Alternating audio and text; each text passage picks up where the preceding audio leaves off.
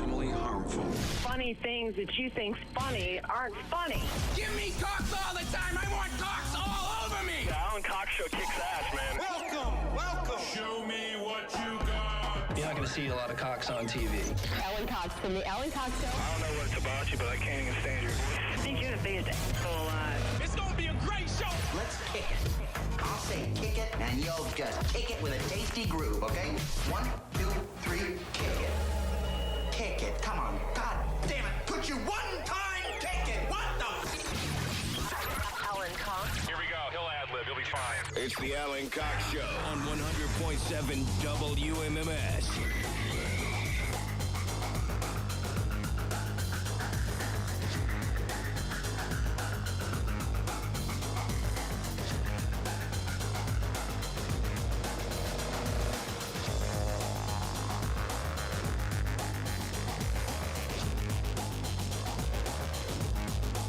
I was getting so into Black Betty that I didn't realize we were going on. Bam-a-lam indeed. Bam-a-lam. Sitting in here banging my head to some Ram Jam. Did they ever have another song? I don't think so. Wasn't Ram Jam like a band that kind of got thrown together? The guys from other bands who I think were dicking around and they fell ass backwards into a massive hit with Black Betty. And that song's been covered a lot. Remember when they did that terrible Dukes of Hazzard movie years ago? Yeah. It was Johnny Knoxville and Stifler. And Jessica Simpson was Daisy. Willie Nelson was Uncle Jesse. I forget who Boss Hogg was. It had all the markings. You know, if you were a Gen Xer, it had all the markings of something that was going to be a lot of fun, and it just wasn't. But there was an Australian band called Spiderbait that I like a lot, and they did a pretty ripping cover of Black Betty. Worth going back to. Every time I hear the song, I think of the Johnny Depp scene in Blow. He's walking through the airport with the bags full of cocaine.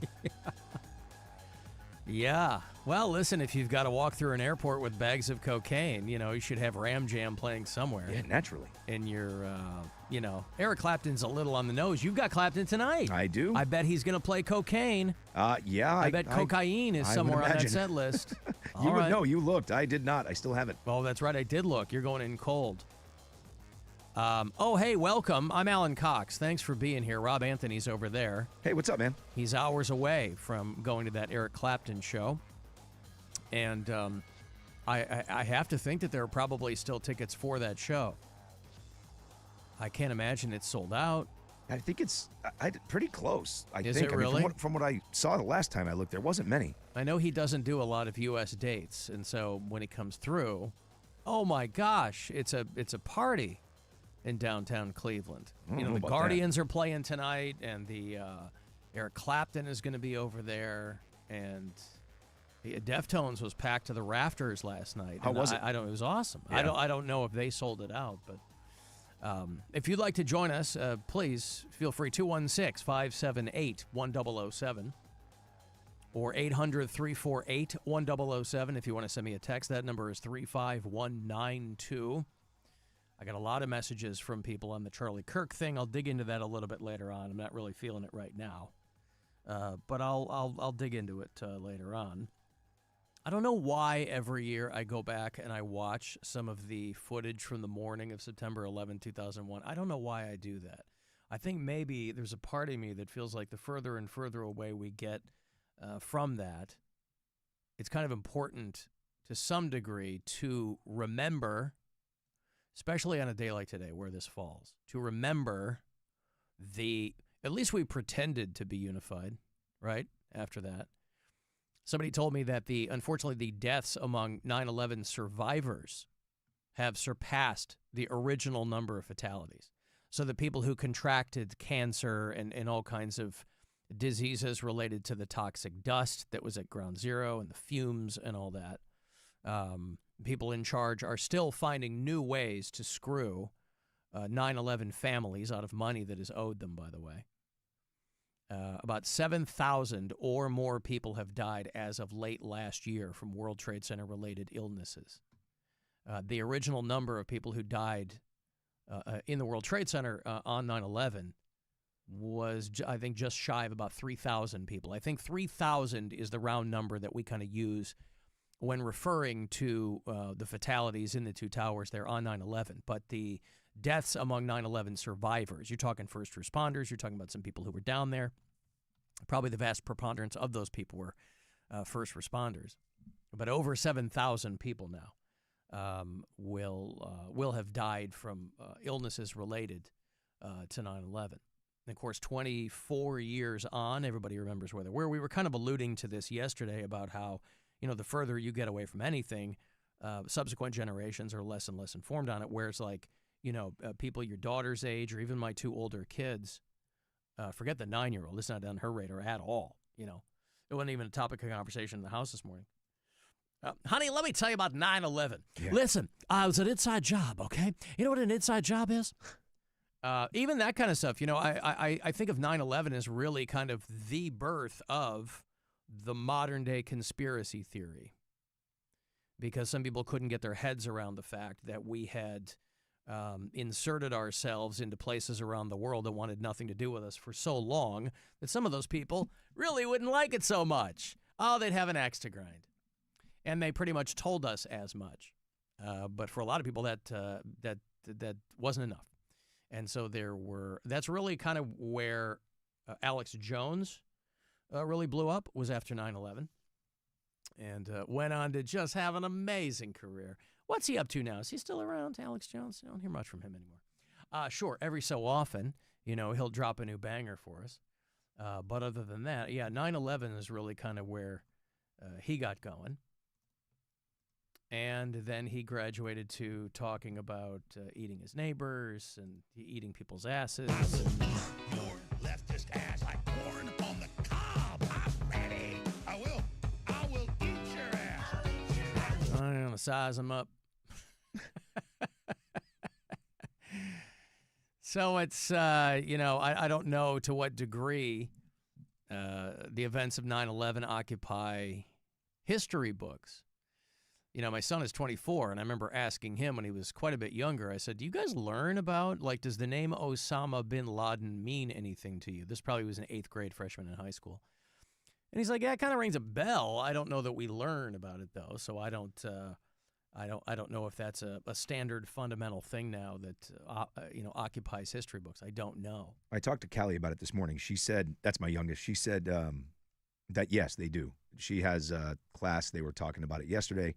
They're going to talk about it again today. And I said, do you think they'll talk about the Charlie Kirk thing from yesterday? And she said, absolutely. She's like, it's a current history class. Like, it's current world. So she's like, I'm kind of looking forward to going in today because I kind of want to have those conversations because she saw the video, Unbelievable things are unfolding right in front of people's eyes. And I said, this is something you'll remember, unfortunately. You know what I mean? Because it's not every day that you're just scrolling around on TikTok and see a video of somebody getting shot. Well, not only that, but unfortunately, the generation or two behind us, there are 0 days that go by where people don't get shot in public, in this country. It appears that there is more and more fire and smoke enveloping the very top of the building. And as fire crews are descending on this area, it does not appear that there's any kind of an effort up there yet. Now remember, oh my God. Oh my God.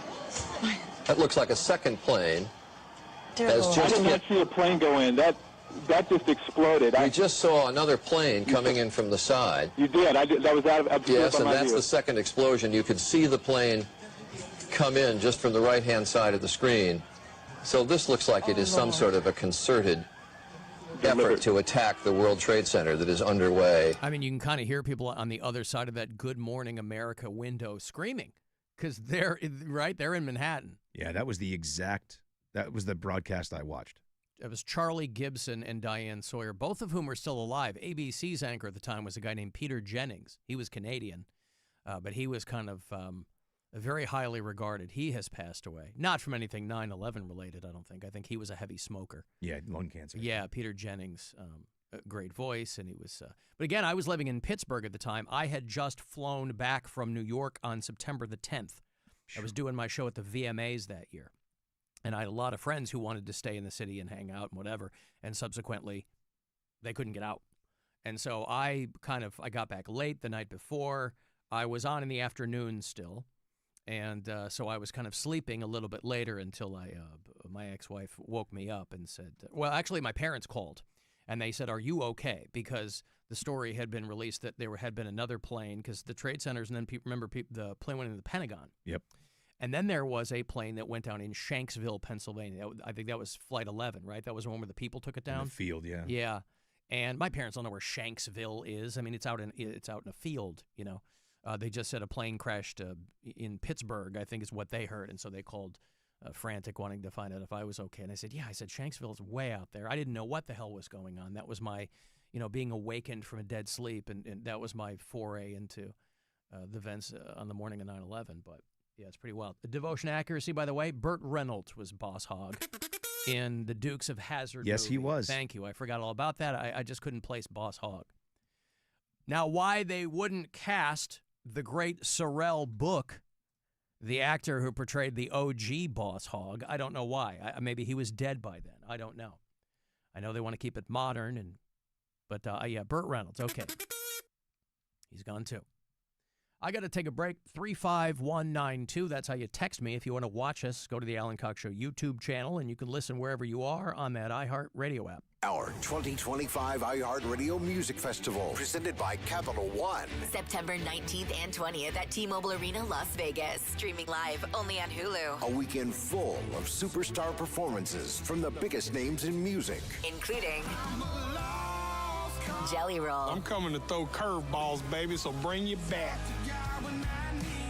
We definitely want to do something a little different. We already naturally stick out like a black spot on a white sheet, but I plan on doubling down on that. And many, many more. 16 artists, 2 nights, 1 stage. And some surprise collaborations you'll want to witness live. Limited tickets still available at AXS.com. Get yours while you still can, and we'll see you at our 2025 iHeartRadio Music Festival. Get your laundry Vegas ready with Arm & Hammer Power Sheets. Just toss in a detergent sheet. No drips, no plastic jugs, no mess. Arm & Hammer is a proud sponsor of the iHeartRadio Music Festival. Clean up before you turn up. Shop Arm & Hammer Power Sheets now. Do Crohn's disease or ulcerative colitis symptoms keep coming back? Tremfya, guselkumab, may help, with rapid remission achieved at 12 weeks and lasting clinical remission at 1 year. Some even saw visible improvement of their intestinal lining at 12 weeks and 1 year. Tremfya is a prescription medicine used to treat adults with moderately to severely active Crohn's disease and adults with moderately to severely active ulcerative colitis. Serious allergic reactions and increased risk of infections and liver problems may occur. Before treatment, your doctor should check you for infections and tuberculosis. Tell your doctor if you have an infection, flu-like symptoms, or if you need a vaccine. Healing is possible with Tremfya. Approximately 3 out of 10 patients were in endoscopic remission at 1 year, based on areas visualized on colonoscopy, which may not represent the deeper bowel layer or entire GI tract. Individual results may vary. Ask your doctor about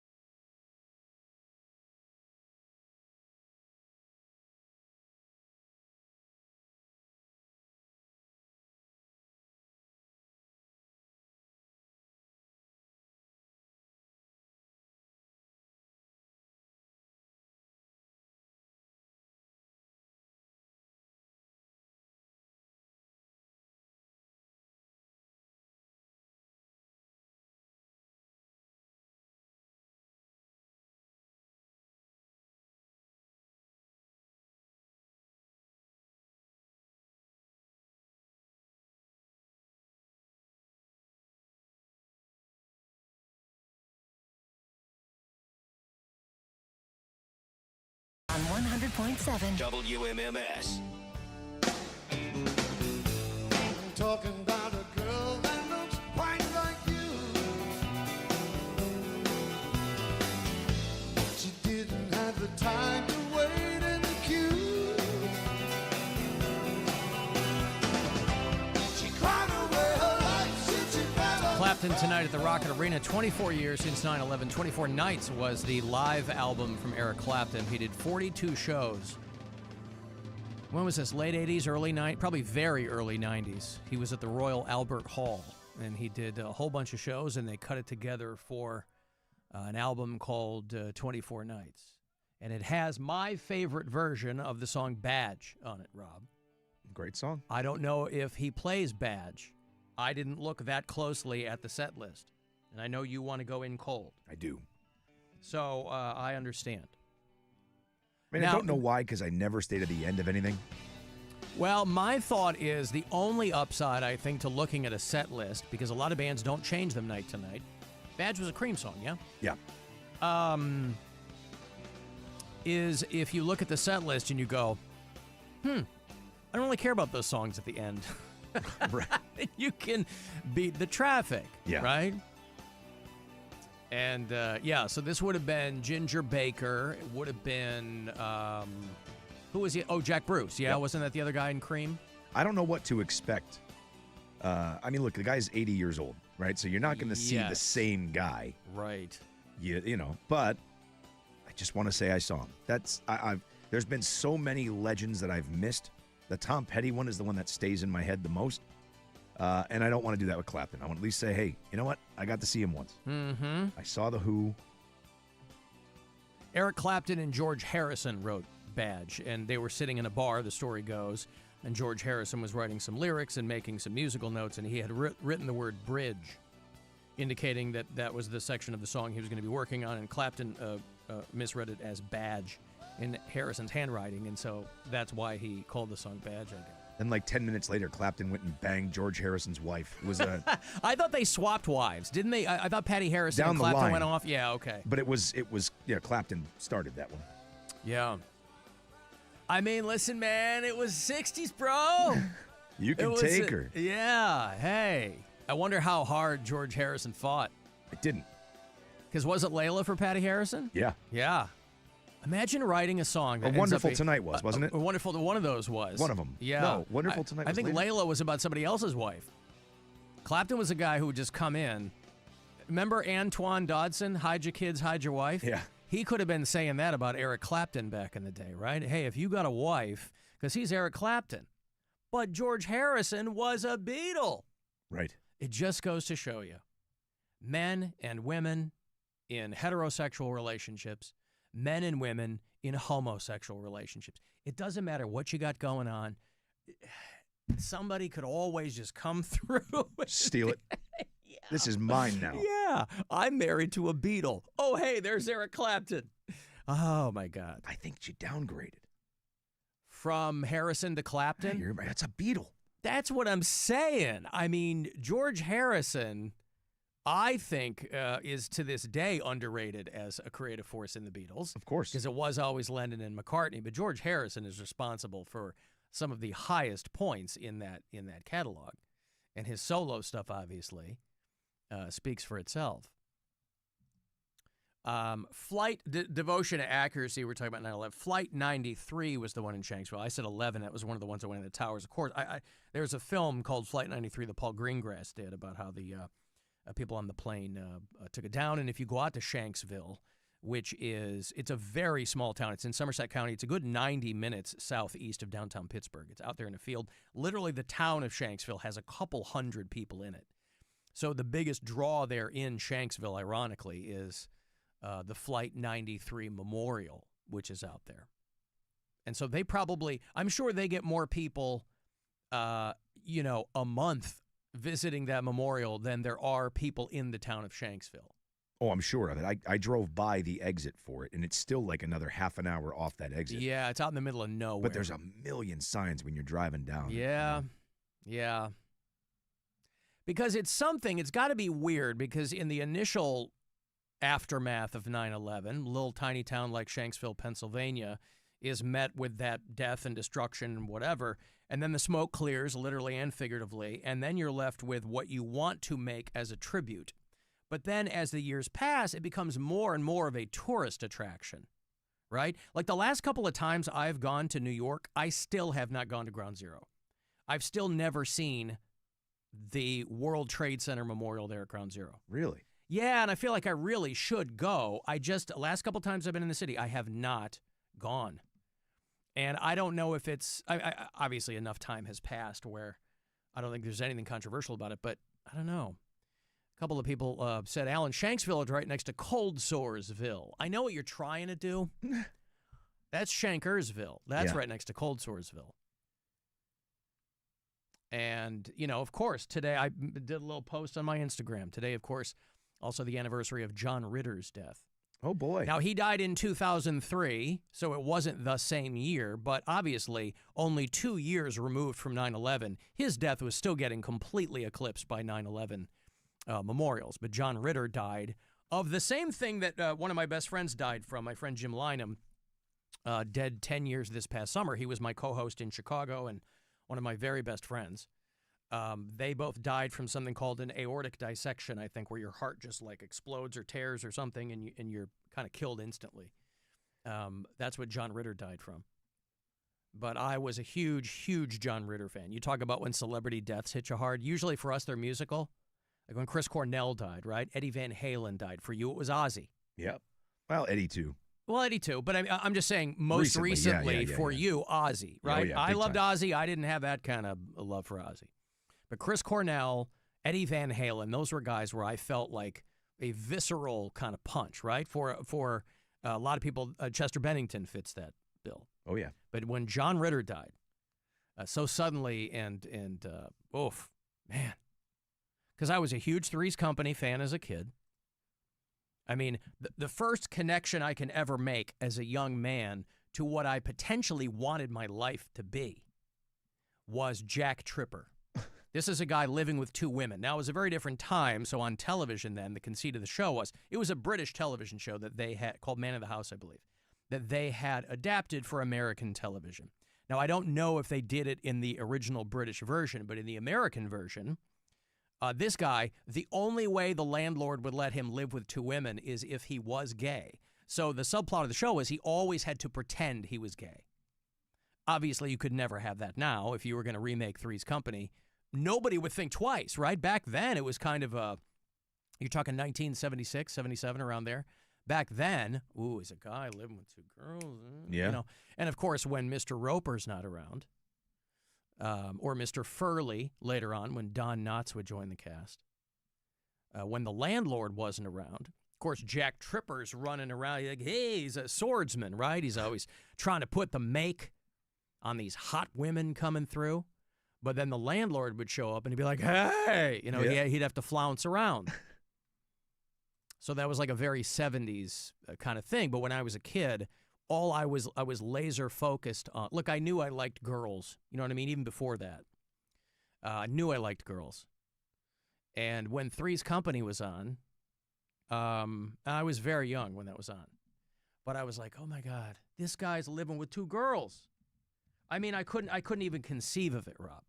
Now, of course, as you get older and you understand a little bit more about life, you begin to realize what a potentially horrendous situation that would be, actually. But in the format of that sitcom, he was really the only one bringing people home. That show was on 1977 to 1984. So I kind of started watching it halfway through the run. I didn't start watching it season 1. I was 6, right? But boy, pretty quickly, I was all about Three's Company. I don't even know if it's in reruns on some side channel somewhere. I just bought the complete series on DVD of Too Close for Comfort. I bet Three's Company, I bet it's the same thing. You got to do with Three's Company. And ironically, I mean, half that cast is gone, right? Don Knotts is dead. Suzanne Summers died. John Ritter's gone. But how the hell did I get? Oh, John Ritter. John Ritter died on 9/11 in 2003. And he did some movies. You know, he did a movie called Skin Deep, which to this day is one of my favorite movies of all time. He played so against type in that movie. And I don't know that it got a lot of traction. It was famous at one point for having a glow-in-the-dark condom fight. That was a scene in it that there hadn't been anything like that at the time. So it was like the cutting edge of R-rated comedy. But I just loved the movie. It was called Skin Deep. There's a comedy director named Blake Edwards who was very, very big deal back in the day. And he did Skin Deep. And God, I just love that movie. Because John Ritter was cast so against type, you know. He's always cast as the nice guy. And so I'm sure for him to play like this kind of a rake, you know, in this movie. But I don't know how many people remember that movie. It was probably late 80s he did that. One of my favorites with him was his role in Bad Santa. He was so good as that mall manager. Well, he and Billy Bob Thornton are real tight because remember he was in Sling Blade. Yeah. He kind of did a dramatic thing in Sling Blade, and I think he and Billy Bob Thornton got real tight. Mm-hmm. And so, Yeah, Reagan. I like them French fried potatoes. Ain't gonna kill nobody no more. Boy, you know that Hollywood is falling on hard times when Billy Bob Thornton is doing goddamn cell phone commercials, right? Yeah. This is a guy who has lived his life running away from every possible form of convention, as it were, you know? Second season of Landman's getting ready to start up, though. Oh, I know goody. you bailed on Landman, but I loved it.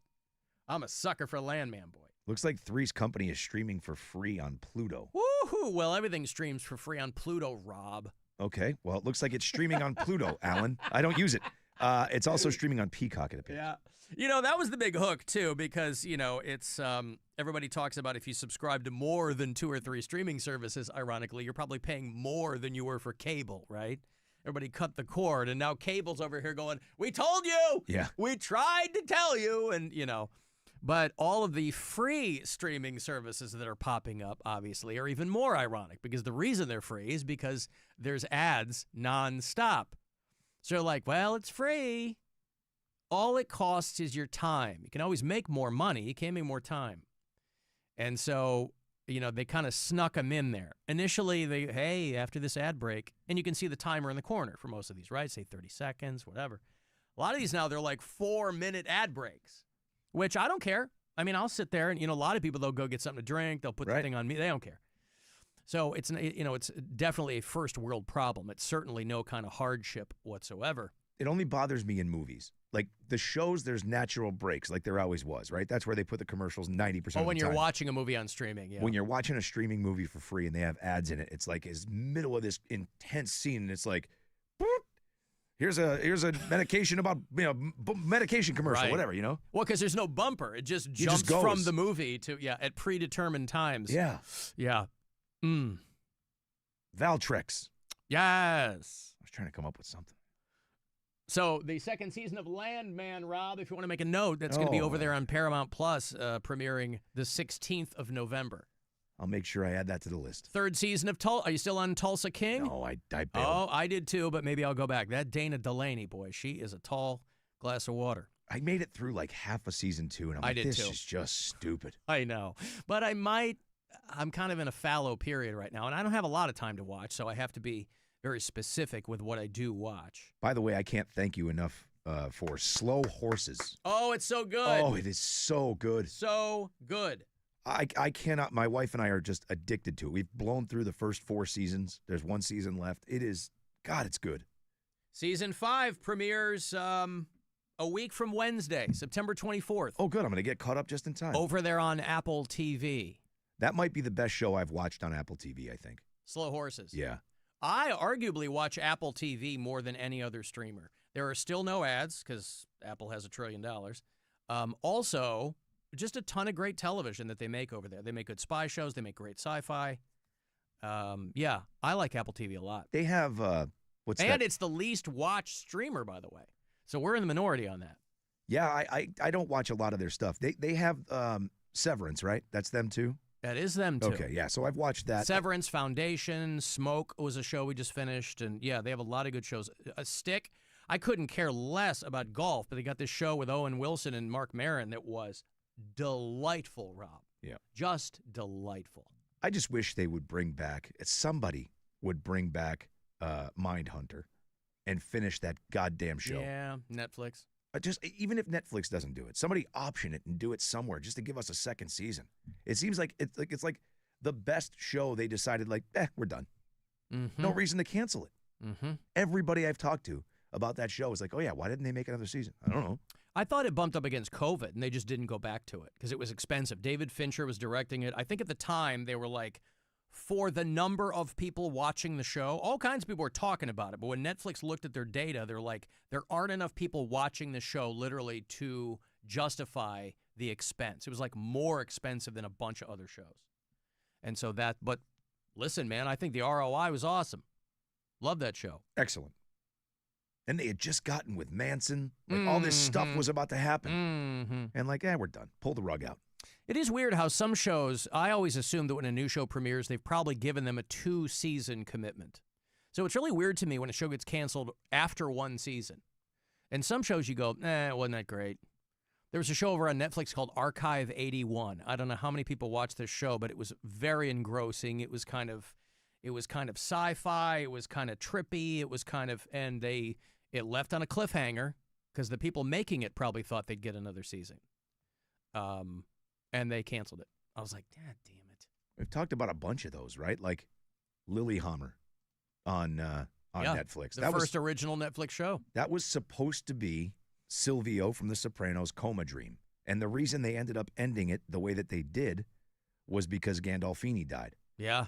So they were supposed to tie it all up into this bow, but instead they had to make this weird last season where that one dude took over and it became this whole different premise of a show. Yeah. But it was awesome. I love that show. I mean, clicking through Apple TV, literally the only shows I'm not watching or haven't watched are the ones that are in Spanish, right? Because they're appealing to a global audience. Yeah. So Foundation I watch. There's a show called Bad Monkey. They did from a Carl Hiaasen book with Vince Vaughn that was great. They're going to do another season of that.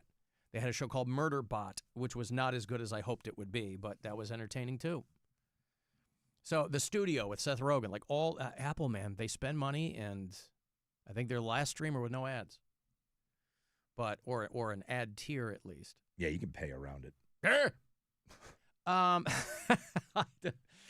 tell you what, it's some of these commercials, and I heard one that we ran on the app. I'll do quality control with our show, insofar as I can control the quality of the show. Rob, you know what I'm saying? Correct. Just to make sure things are running properly on the app, and most times they aren't. But I did hear an advertisement, and I don't even know what the advertisement was for, but it made me laugh out loud because this guy's pretty slick. He's the guy who started the company, and it's an ad for his company, and it provides some corporate service. I don't know what it is, and he's trying to get people in with his introductory subscriber rate. And he says, you can get in now for just $20. That's right, $9 a month. And I go, that is pretty slick, bro. You say 20 twice, and then almost under your breath, $9 a month. Oh, so 30? Yeah. So $30 a month. $29 a month. Oh, I love it. And I don't even know the product, right? Because it's nothing I'm going to use. But I was like, that is pretty slick. That guy's no dummy. He knows marketing, boy. You know who else knows marketing is Guar. How's that for a transition? I don't even know who is in Guar anymore. Rip Dave Brocky. But these guys have been around for a long time, and you can keep a band going forever. There's probably at least a couple of second-generation Guar band members in the band now. But they're coming back to play Cleveland on the Return of Gorgor tour. Hey, Gorgor's back. And they got some wild support. Paige Hamilton and Helmet are opening up for Guar, along with Savage Master and Blood Vulture. It's going to be a wild night, and it's only a couple of weeks away. It is Sunday, September the 21st, at the brand new Globe Iron, brand new venue down there in the Flats. AXS.com for the details, tickets, all that kind of stuff. If you strike out here, you can buy them there. 2 for Guar. Good luck. 216-578-1007 for caller 10. Or 800-348-1007. The Alan Cox Show on 100.7 WMMS. Rover Rover's Morning Glory. John says, I'm impressed with Charlie's grilling work. I've watched him go from a smart-ass hipster twink to a smart-ass hipster twink that does guy stuff. Yes, thank you. I appreciate it. I don't think I could be a twink when I weigh as much as I do. I think I've lost twink status. Maybe. Twunk, I guess. Is that like a lunk of a twink? A twunk? It's just a thick twink. Rover's Morning Glory. Sarah Spain for iHeart Women's Sports. Presented by Capital One. Brittany Griner scored 17 off the bench to help the Dream knock off the Sun for their 6th straight win to become just the 6th team in league history to reach 30 wins during the regular season. The Dream moved into 2nd place in the standings. For more women's sports stories, subscribe to Good Game with Sarah Spain on iHeart Podcasts. Capital One is a founding partner of iHeart Women's Sports Network. The Capital One Venture X business card has no preset spending limit, so the card's purchasing power can adapt to meet business needs. Capital One, what's in your wallet? Terms apply. See CapitalOne.com/VentureXBusiness for details. Leaking water heater. Just call sales. Just call sales. Hey, it's Alan. Join me for Bud Light's Round 1 for the football face-off tournament and our football pregame Sunday at Teams. I'll be there at Middleburg Heights from noon to 2. Watch the game with us, play football toss to qualify for a trip to Vegas to compete in Bud Light's epic finals tournament for the grand prize. 2 tickets to the big game in San Francisco in 2026. You score the most points playing football toss with us in round 1, you go on to round 2. I'll see you Sunday from noon to 2 at Teams in Middleburg Heights. All the details at WMMS.com. America's #1 app for radio is iHeart. Live radio, trusted DJs, breaking news, live play-by-play, plus the station you're listening to right now, anytime, anywhere. Join the millions who already have it. Open the free iHeart Radio app today. The #1 app for radio. Quan rifles one into right. He's got another 3-hit game. There's no better place to spend Saturday night than under the lights at Progressive Field. Be there when the Guards take on the White Sox September 13th and get a City Connect lightweight hoodie thanks to Window World. Get your tickets today at CLEGuardians.com. Enjoy hot deals on Meyer brand family favorite must-haves all season long. Save on back-to-school lunch basics like Meyer peanut butter, grape jelly, and round top bread, just $1.39 each. Meyer disinfectant wipes are just $2.99, and a Meyer facial tissue 4-pack is only $4.99. Saving a good deal more on your favorite Meyer brand must-haves is a good deal better all season long. Exclusions apply. See all deals in the Meyer app. This is the story of the one. As a maintenance supervisor at a manufacturing facility, he knows keeping the line up and running is a top priority. That's why he chooses Grainger. Because when a drive belt gets damaged, Grainger makes it easy to find the exact specs for the replacement product he needs. And next day delivery helps ensure he'll have everything in place and running like clockwork. Call 1-800-GRAINGER, click Grainger.com, or just stop by. Grainger, for the ones who get it done.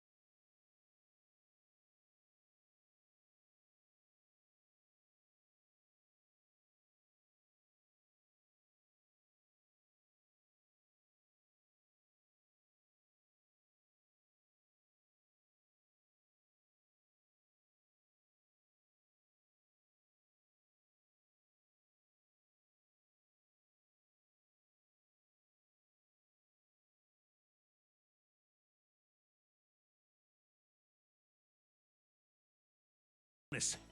From the Avon Lake Chrysler Dodge Jeep Ram Studios, we say yes. Portions of the following program were pre-recorded. 100.7 WMMS, Cleveland. Call the Alan Cox Show. Because he's my best friend, he's my pal, he's my homeboy, my rotten soldier, he's my sweet cheese, my good time boy. 216-578-1007 or 1-800-348-1007.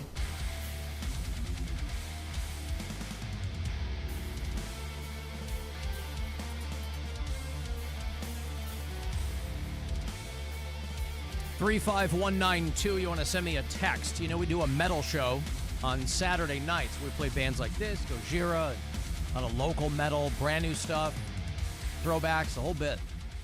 It is called 2 Hours to Midnight. It will air this Saturday night immediately following the Guardians game.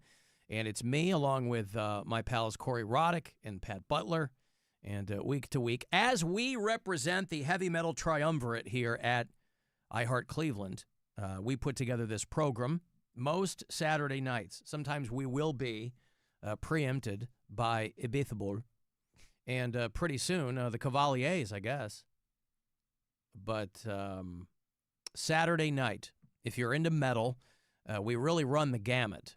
We play all different kinds, and we take your requests too. So the email is 2HTM, 2 hours to midnight, at WMMS.com.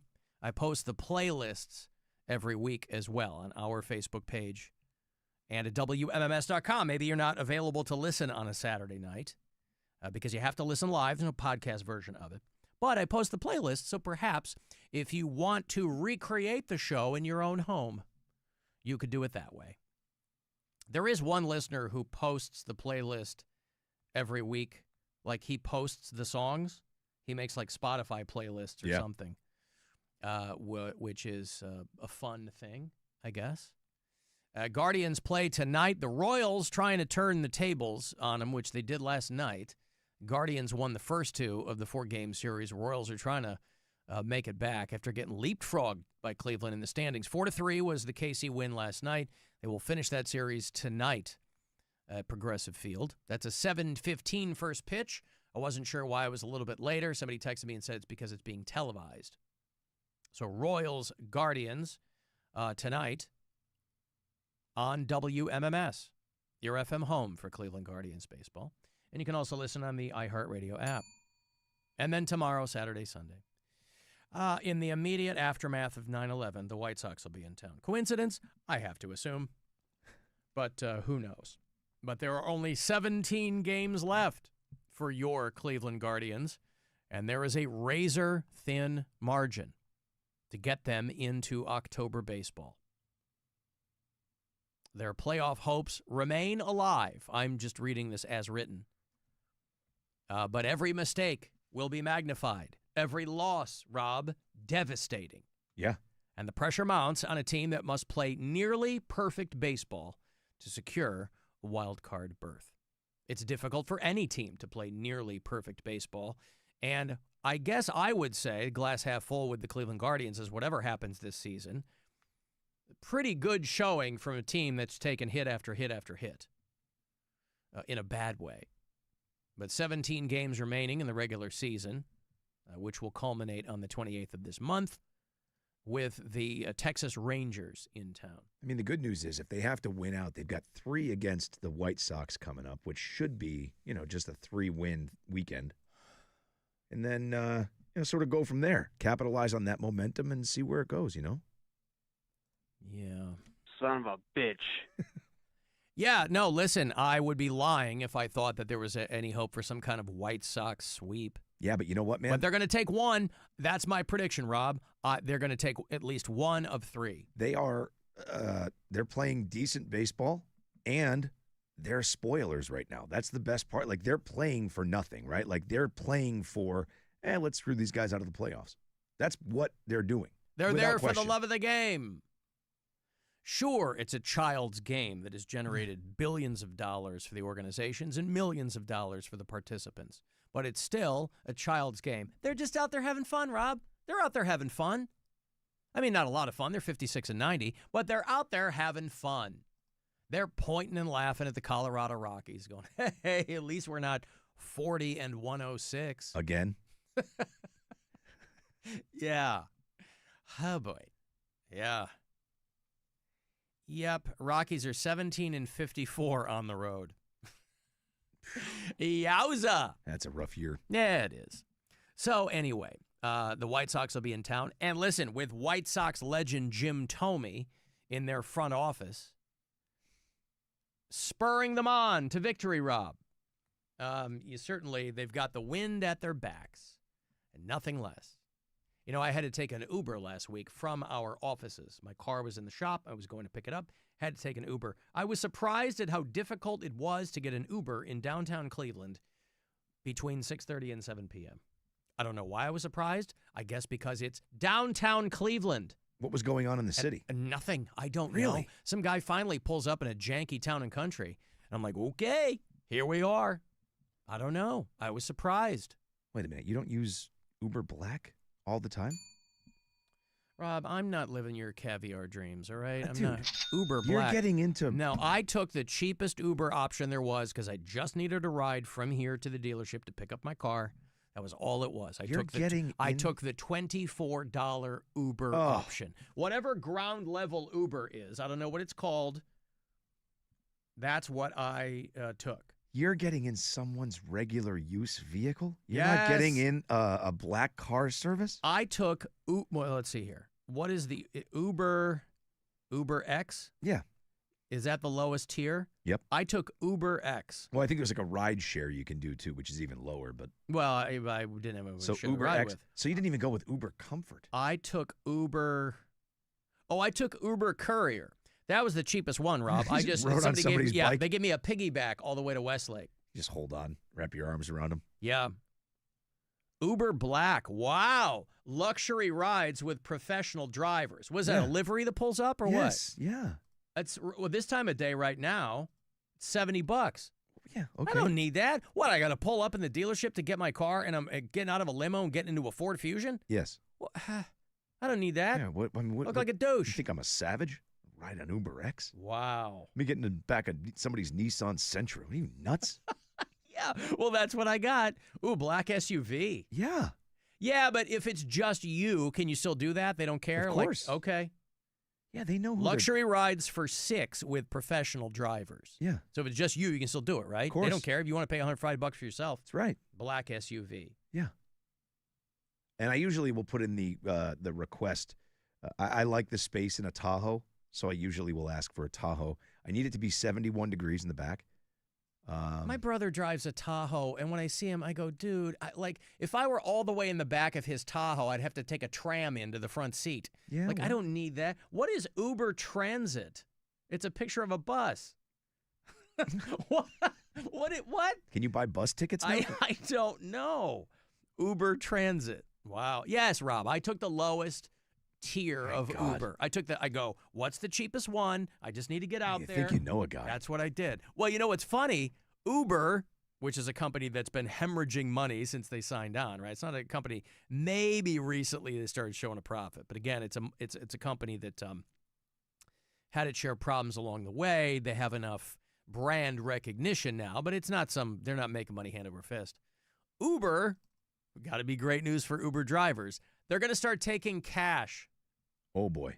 And so now they're just reverting to, hey, remember when we replaced taxi cabs? Yeah, we're just going to go back to doing that. So you can pay with a card if you want in your Uber account. Or, hey, we're going to make it easy for people. You can just start paying cash. Boy, does that seem like it's just going backwards? It's like people are striving for cashless worlds. Well, I understand why they're doing it. There are a lot of people that don't have bank accounts, right? Oh, so for they're like, those people should have. But drivers, if they're driving around with cash on them now, I mean, that's why Uber drivers, listen, cab drivers used to be concerned in the days before you could swipe your card in a cab. It was all cash. Cab drivers would have signs. I'm not carrying a lot of cash. Please don't kill me. Most of the violence in an Uber has been driver on passenger violence, not the other way around. And so they're like, yeah, we're testing a new form of payment. It's called cash. Oh, okay. Good. I'm sure that'll make the drivers very happy. So things have come full circle, right? The taxi to rideshare swap has come all the way back around to cash. They've rolled it out in about half a dozen cities. When I was in Austin a couple of weeks ago, they didn't have it there. It's in L.A. and San Diego and Dallas and Orlando. But they're like, again, their intention, I understand. They're like, we want everyone to have access to an Uber. You know, you might not have a credit card or a bank account. That's fine. But the first thing I thought was, man, if you're an Uber driver, because you still need a cell phone. Right. That's what I'm thinking. I'm like, yeah, but you still got to use the Uber app. You're not hailing an Uber. Well, that's how they're maybe gonna... that's the next thing they'll do. Hey, you can now put your arm out and hail an Uber. Well, that's how they're going to prove that you gave that ride, right? That's why they're still using the app. Because otherwise the guys will be like, no, I didn't give anybody a ride. Yeah. Take the cash. Now, it will be optional for the drivers. But if you're out there trying to make money, I understand, boy, why you'd probably be pretty reticent to pick up somebody who's going to pay you in cash. But again, it's just like old school, yellow cab. So if you're an Uber driver, you do have the option of saying, I don't take cash.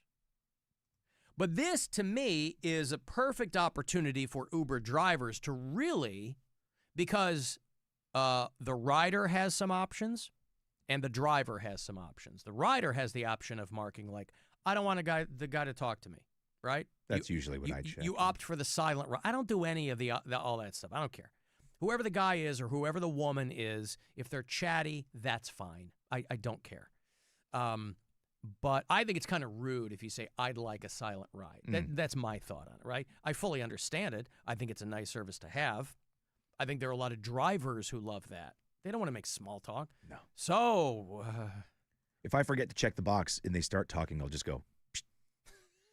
Please. You do, really? Psst. Sir, this is an Uber Black. Don't make me get my squirt gun, please. Please. I want... Loud noises! I want nothing to do with this, please. And, I want to make sure I clear something up. I am joking about riding Uber Black exclusively. I have a driver on retainer, and that is how I get around. Yeah, I know. I know you were joking. Yeah, I don't take Uber Black exclusively. I have a driver. Mm-hmm. So obviously some drivers are upset because they're like, well, even if they think I'm carrying cash, right? To get pulled over. And, yeah. It's going to be like the OK Corral. And cash is just, I never have cash anymore. Never. Somebody go, hey, you got any cash? No, I don't have cash. I mean, you can go park. You can get a spot in a parking lot, and they have a little square thing there right now. It used to be you had to give them cash because the guy's standing there with a lot of money and a friggin' change belt. Like, that's not even a thing anymore. So it's like then you got to concern yourself with, like, what, the driver's going to give you change? This, to me, seems more like a PR move. I don't see this in practice really taking off with Uber. No, it doesn't make sense. So it's becoming the taxi industry all over again, coming full circle. Well, looky what we have here. Oh, it's behind my big head. Cash, accept cash. And wouldn't you know, by default, it's automatically turned on. I didn't get any notification. I didn't get anything on my inbox of how this is going to work, what's going to happen. So apparently now, as an Uber driver, I can pick up a kid from UM and take him over to Coconut Grove. He'll probably pay about $12. Maybe 4 of those dollars will be mine. And, he's just going to bust out 2 5s and 2 singles and say, here you go, brother. And I'm going to take the money and go, nice to know ya. But wait a minute. 8 of those dollars are Uber's and only 4 of those dollars are mine. So how does this work out? Oh, well, you just got to do another ride. And maybe this one isn't a cash ride. And then, what you make on that ride. So there's a disgruntled driver who's basically like, this is not going to be positive for people who are making tips and things like that. That guy's annoying. He really is. Yes. Like that's the guy that his wants... whole TikTok channel is him like complaining about Uber. That's I'm the like, guy bro, that wants you're to talk driving for Uber. Yeah. That's the guy that always wants to make conversation. And not only that, but he goes, oh, it's already turned on by default. Turn it off. Psst. Yeah. Sir. Toggle it to the left. To the left, to the left. all of your things in that box to the left. But I just love how everything's coming full circle. If you subscribe to a bunch of streaming services, you are paying more than you did with cable. Without question. If you are taking an Uber, they will now take cash. But the only way that I can get through this and not be upset about streaming service payments is if I didn't have that stuff and I kept cable, I would just still be paying for this stuff on top of cable. Yeah. Right? Yeah. So what do I need? Like I just resubscribed to Hulu Live TV so I could watch the football games on the weekend. Oh, good for you.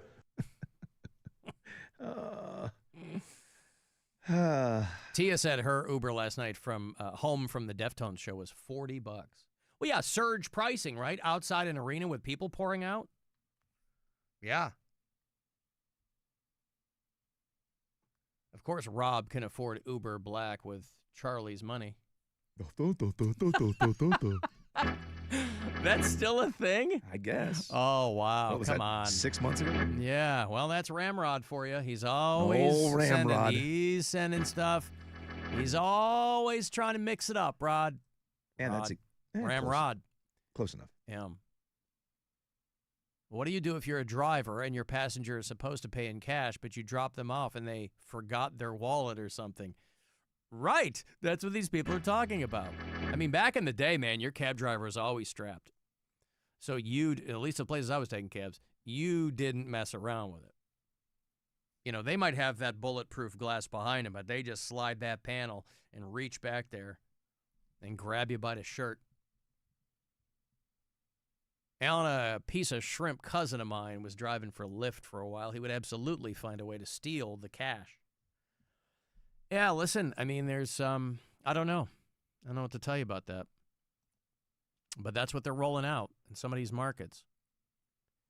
I got a note from Matt. He goes, I don't know if I ever sent this to you, but you were talking about sending stickers to people. And he goes, and I took a photo of, where is his letter? Because he sent me there it is. Years ago, this is 2017. He said that might be the record for the most remote Alan Cox Show sticker tag. He slapped a Alan Cox Show sticker on the southernmost point of Africa, Cape Agulhas in South Africa, the dividing line between the Atlantic Ocean and the Indian Ocean in 2017. That's awesome. There it is. One of the old teal and black Alan Cox Show stickers. I was mixing it up a bit before we went back to the OG logo. The southernmost tip of Africa.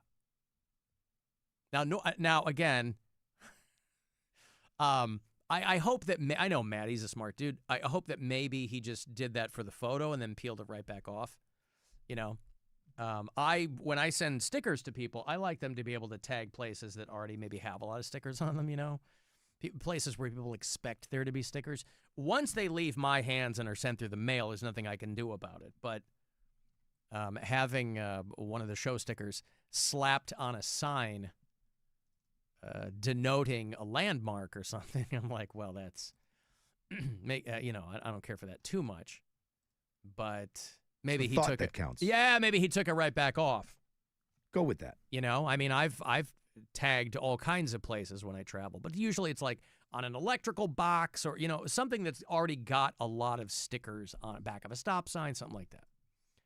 You know, I'm never first one in on tag. I know some people want to do that. They want to be the only sticker. My thought is always, stands out too much, it's going to get pulled right back off. You put it on a street sign or something, you know, there's, people have sent me photos of them, you know, tagging if there's Cox Avenue or something like that. And so it's always the thought that counts. But it's when people send me, hey, I tagged this ancient cathedral in Athens. Like, please don't do that. Well, how do you know there wasn't a bunch of stickers already there? Because they send me a picture. I'm joking. Yeah, one single. Hey, we went to Napoleon's tomb, and I tagged the sarcophagus. Oh, I've been there. I kept my stickers back in the hotel. You're not going to believe this, but I just tagged the Sistine Chapel, the ceiling of the Sistine Chapel. Yeah, I got on a massive, massive scaffold, and then I got up there, and I lie on my back like the great master did. And I put an Alan Cox Show sticker, one of the new round ones, over where the finger of God and the finger of Adam touch. Is that on the Sistine Chapel? I think. Is that on the ceiling of the Sistine Chapel? I haven't been there. I don't know. Hey, comedian Sheng Wang. Want to go see Sheng Wang? He is playing Playhouse Square. And you can go see him. Funny dude. He's got an hour over there on Netflix called Sweet and Juicy. And he's doing theaters. Playhouse Square. I think the Ohio Theater at Playhouse Square. And it's a couple of weeks away. It is Friday, September the 26th over there. PlayhouseSquare.org for all the details, tickets and info and all that. 2 for Shang Wang. Go have a larf. Call 10-216-578-1007 or 800-348-1007. It's the Alan Cox Show. Everywhere on our free iHeartRadio app or whatever smart device you have. Just tell me to play the Alan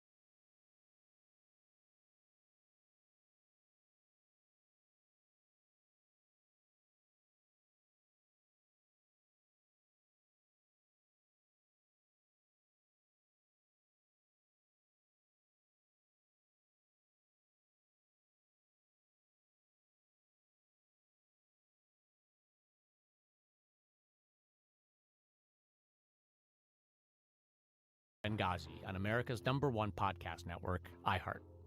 Follow Fiasco and start listening on the free iHeartRadio app today. He was placed in an escape pod moments before his home planet was destroyed by the devourer of worlds. On Earth, he is a god among men with superhuman powers. I don't know, at least that's what his will says. The Alan Cox Show on 100.7 WMMS.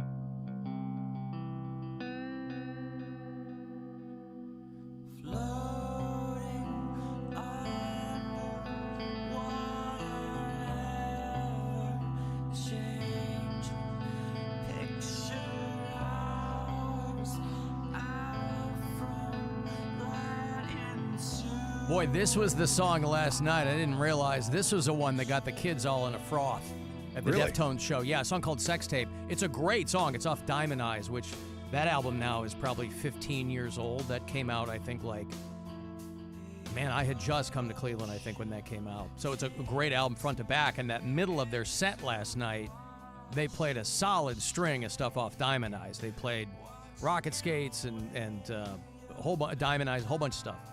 They did not play You've Seen the Butcher, which is one of my favorite songs off of that record, and I thought that they had been playing it, so maybe they just dropped it for the Cleveland show. But Deftones last night at the Rocket Arena, if it wasn't sold out, boy, it was friggin' close. And it was I was pleased and surprised at how diverse that crowd is for Deftones. I mean, these guys aren't selling out arenas because they're getting one type of person, you know? Right. But I mean, this band has been around almost 40 years.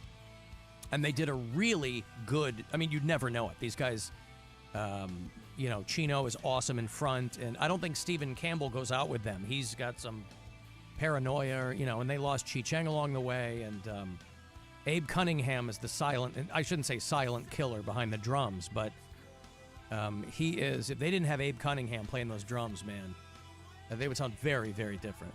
But yeah, no, they really did a solid across all their albums, I mean, the encore songs went all the way back to Adrenaline. I mean, that's 30 years. And so I thought that they paced it well, but the kids now by kids, I mean non-Gen Xers. The OG Deftones people are, 45 and up. But yeah, no, it was ran into a lot of listeners last night. That was awesome. I ran into Mandy and Frank and Terry and a bunch of different people. But yeah, this one, everybody put the phones in the air. I was like, really? I mean, great song. Again, I just didn't know that was one that was going to resonate with them. Chino mentioned, by the way, in passing, wasn't a lot of middle song banter, but he did mention that the Rocket Arena, whatever it was then, it was probably the Gund Arena maybe, he said it was the first arena gig that the Deftones ever got. So He was like, we're excited to be back in Cleveland, which is standard banter, But, I mean, last time I saw those guys in Cleveland, it was at the House of Blues. And so he said the first arena we ever played was here. He said we opened for Ozzy 30 years ago. And the opening bands were great, too. They had a band called Barbarians of California, which is a very heavy side project from the guy who's in AWOL Nation. Sail! So a 180 from what you expect from AWOL Nation. And then Idols, which I think is a Scottish band. They're awesome. I like them a lot. Everybody was great on this show. Did you end up going up to Bill's suite? I did not. No? Nope. I was in the mezzanine by myself. It was fine. Sat there on the aisle. That'll be me tonight. I got high. I had 2 beers and popcorn is what I had last night. And midway through the show, they're pumping fog from the soundboard. It looked like the Hound of the Baskervilles in there. What the hell is going on? But an amazing stage show from Deftones. I mean, I don't think anybody walked out disappointed. And no, it was great. In between bands, when they were turning the stage in between the support bands, they're playing Eagles and Def Leppard. So I'm like, wow. Yeah, I wish I'd gone. Exposing the kids to some low-key Eagles. But it was, I'm very happy I went. Because, again, it's been a long time. I had tickets to see them in Toronto, and then everything shut down for COVID. So that would have been the last time I had planned to see them. But love those guys, and they were as advertised. I don't think anybody was surprised, But if they weren't sold out, boy, they were close. And it was a lot of fun. Great. Now, again, you know, Deftone, that sound of their music, their sonic palette is so thick that it is just kind of like a wall of noise coming at you, but you can still, you know what the songs are, and if you go far enough back with them. Well, your seats look like the perfect place to be for sound. Yeah, I was right straight behind the board. on. Yeah, I was right. I was like right there, level with the portal entrance, and I was straight on to the stage. Yeah, it was great. It was a lot of fun. So I'm glad I went. But I mean, they started the merch. You know, a lot of these shows now. We just went to 9 Inch Nails, and for a lot of these shows, the merch line just goes around the block. So people are like missing the show because they're in line for merch. Deftones opened their merch at 3 in the afternoon. Wow. I will say there was more corpse paint and fishnet and miniskirts than I had expected, I guess, at a Deftones show from like college girls. I saw a ton of that when I was driving out of here. Yeah. But that is but to their credit, I mean, that's why these guys are still at the peak of their powers, 40 years hence almost, is that they've really changed their sound incrementally over the years. I mean, the Deftones we have currently has been the Deftones sound for a long time. I think once they locked into that, they kind of understood what they could do. They started out as kind of like a new metal band, like 100 other bands. So if they hadn't been smart enough to evolve, they would have gone the way of who? All those other bands, right? They could have been Head PE for all we know. But yeah, no, they were awesome. They were dynamite. And so, good show. But I mentioned the merch because 21 Pilots, who I think are from Columbus, aren't they an Ohio band? I believe. Again, it's a band that is not for me. I can't get into 21 Pilots. You know, they're for like, that's a solid like Gen Alpha, Gen Y band. But they are suing Temu, which I think is equal parts interesting and super cute. Yeah, they're from Columbus. And they're suing Temu for all of the counterfeit merch. And I'm like, boy, you want to talk about pissing into the wind. Suing Temu. They're suing them for, I mean, I guess somebody's got to hold the grass down so if somebody else can start a trail. Well, they got to get a cut of those dollar T-shirts Temu's selling. Yeah, right? Give us our cut. Yeah. 21 Pilots suing them over blatant copies and knockoff merchandise. I mean, there are buzzard shirts on Temu. Oh, yeah. You know? Saying that Temu is unethical. Now, my thought is Temu might be kind of the biggest of its kind, but they're not the only one of their kind. There are a lot of websites that do that. So I'm curious what their end game is. You think it's just to get a cut of what they're doing? Well, I probably, right? I mean, it's the Lars model, right? Like, I can stream our music for free. He was the face of that. Somebody has to be the face of this, I guess. I mean, I don't think they're the first band to do this, but they might be one of the most high-profile band to do it. And most of the time, it's cease and desists. You know well, what I mean? yeah, because, I mean, it is your intellectual property. I mean, Right. It is illegal to do. It does violate U.S. IP laws, but, you go to Temu, they will put your crap on anything, right? Hey, where'd you get that cool 21 Pilots mug? They're not selling those at their shows. Hey, you want a mug? An exact replica of a $35 T-shirt is on Temu for $7.54. Now, I've never ordered from Temu because to me, it just seemed like it was something that was going to put Chinese malware on everything you owned. But I know plenty of people who order, and to the best of my knowledge, they've never had a problem, other than the fact that half this stuff comes by boat. You don't even realize it, right? But, yeah, Temu is crazy, crazy cheap. And 21 Pilots are like, no mas. Taint McRae, her company is suing them. Luke Combs, who's a country artist, he accidentally sued a super fan who was selling tumblers that she made, and he won $250,000 judgment against her. So that was a bad look because she's like, I'm just making these, and I'm a big fan, and so he obviously apologized to her, and he's like, you don't have to pay me $2,000, obviously. But if it's a major platform online, there are a lot of these artists, they all have management companies, and they all have other people who get a cut. And so no wonder people are they're getting sued. I'm looking at the Clapton tour merch right now. Yep. Well, but also you do have to consider something coming from China. You don't know what's in it. True. The reason that stuff is so cheap is because, like, it's got lead in it, or literally. I mean, there's you don't know. I'm not talking about T-shirts, but I mean, people get all kinds of things from Temu. You don't know what's in it, and so the suit also claims that Temu has sold goods tied to homophobia, inciting violence, and violent criminal gang activity. Yeah, but a lot of times they don't even know what the hell they're making. They're just making it right, because they someone don't. asked for it. Yeah, right. They don't. I mean, supposedly Temu made a 21 Pilots shirt promoting the gang MS-13 and another shirt that says, "I'm violently homophobic." Whoops. Yeah, I wouldn't want that out there either. I would not want that out there either. So it's not just a matter of like, hey, we're not getting a cut off this cheap merch. Hey, Brian. Yo. What's up? Not much. How are you? Good.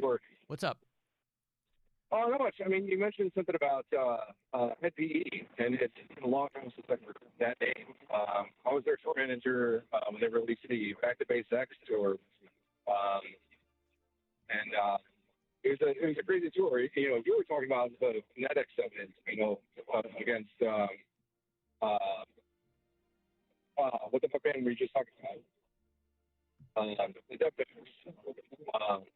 Brian, you're cutting out. Brian, I can't hear you. You're glitching out in your phone, man. I'm sorry. I'm gonna let you go here because I cannot understand you. But I appreciate the call. Thank you. He was tour manager for Head PE back in the days. What he said. I just pulled them out of my ass. But the only word I understood was sex. I didn't even hear that. Yeah, and then I think he dropped an F-bomb. I didn't hear that either. I have my. I always when I talk to somebody, I always have my finger on the dump button. I did too. Yeah. I didn't hear it at all because I couldn't hear what he was saying. Thank you, Brian. Alan, please tell Rob that some of us did get his Miles Finch reference. Did you make a Miles Finch reference? To what? From Elf, 71 Degrees? Was that accidental? Yeah. Oh, no. Oh. That actually was accidental, but it's perfect. What is the Miles Finch reference? It's when the little person comes, the Peter scene. Dinklage. Yeah, yep. Peter Dinklage. That's his name. I couldn't think of it. When he comes into that boardroom, he's talking about getting a car, and it's when he's on the phone, and he says, "I need a car, black, whatever, Mercedes, set exactly to 71 degrees." So that was where that came from. Gotcha. No, I did not. And no, I did not do that on purpose. That's a coincidence. I just threw a number out there. Alan, order a 21 Pilot shirt on Temu, and you'll receive a 12 Pilot shirt. Yeah, but they spell it out 21, don't they? Or you'll get 22 Pilots. They'll print whatever you send them. Yeah, of course.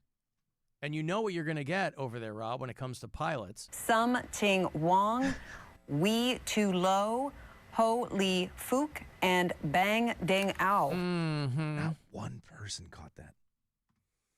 Alan, I thought the sound coming out of the speakers last night was atrocious. Well, that's what I mean. When you've got bands like that where it's not...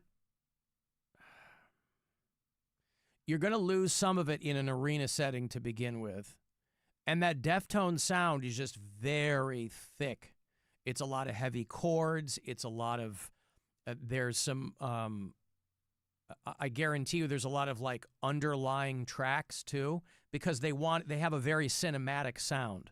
So I think there's probably some harmony tracks that are underneath his vocals, things like that. So what you get is just this big wall of sound, and you feel it in your chest, and it'd be different if it was outdoors, but just muddy. Yeah, but I didn't care. I mean, you know what they're playing, And yeah, it's not going to be crisp because you're in an arena. Right. But I loved it. That was great. Alan, most of the stuff on Temu is already in the United States. It comes from China. The shipping is faster. Well, also, if you're buying clothes, I made that mistake years ago, because after a while on social media, it wouldn't tell you it was coming from overseas, right? Point of origin unknown or whatever.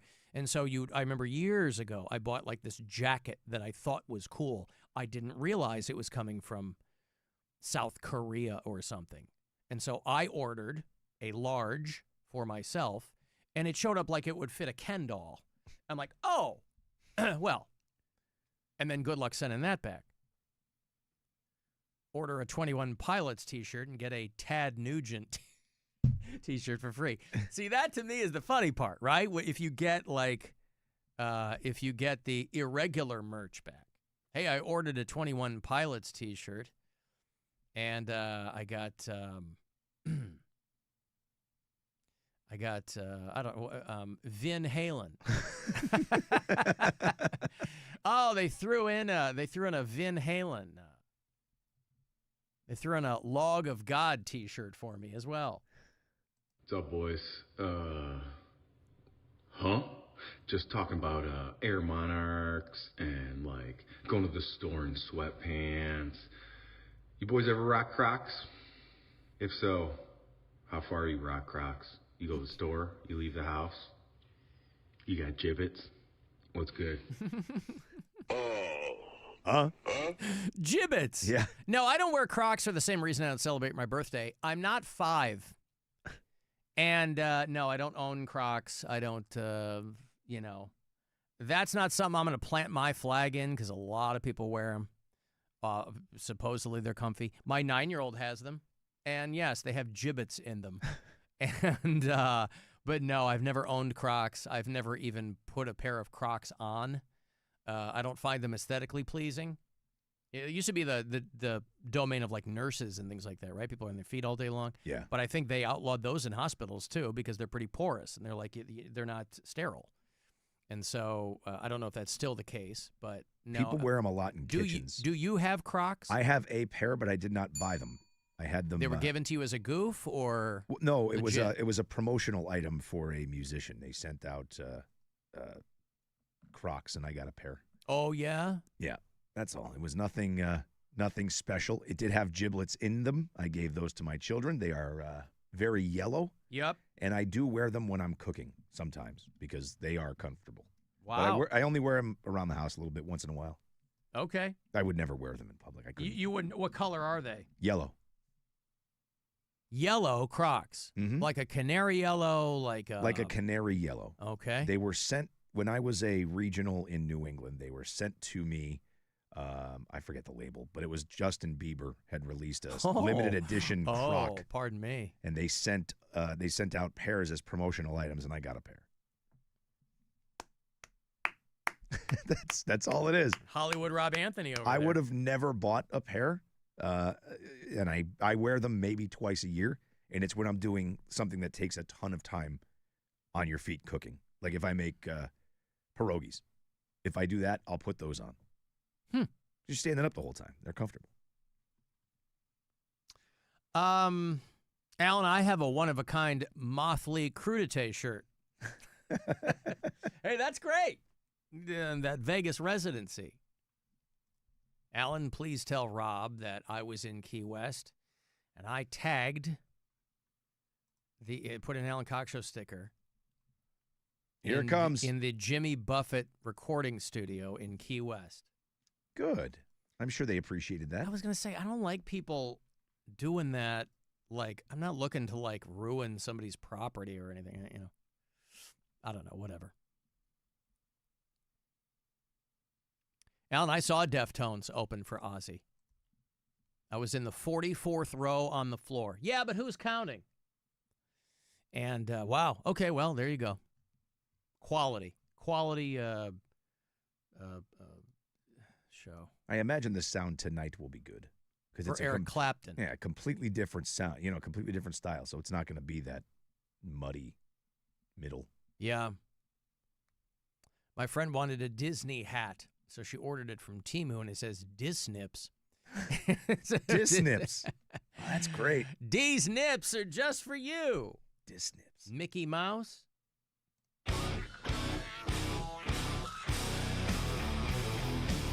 How about these guys? There was a band a long time ago called the Kentucky Headhunters. And yeah, they were from Kentucky. And one of the dude's kids got all grown up and started his own band. And they call Blackstone Cherry. And they haven't been on the road for a minute because, I don't know, this is a band that kind of, you'd see them and then you wouldn't see them, and then they were there and then they weren't there. Well, they're back. And they're headlining over at the Globe Iron. Now, you will be sitting on these tickets for a minute because the show is December the 9th with Them Dirty Roses in the opening slot there. It's a Tuesday night, December the 9th, at the brand new Globe Iron in the Flats. AXS.com for the details, tickets, info, all that if you strike out here. If you are caller 10, we'll put you there. 2 for Blackstone Cherry. Good luck. 216-578-1007 or 800-348-1007. The Alan Cox Show. WMMS. Buzzard Radio. Another football season. And still, no answer to the question, who can throw the damn ball for Cleveland? Maybe it's you. The Bud Light Football Face-Off is your chance to toss your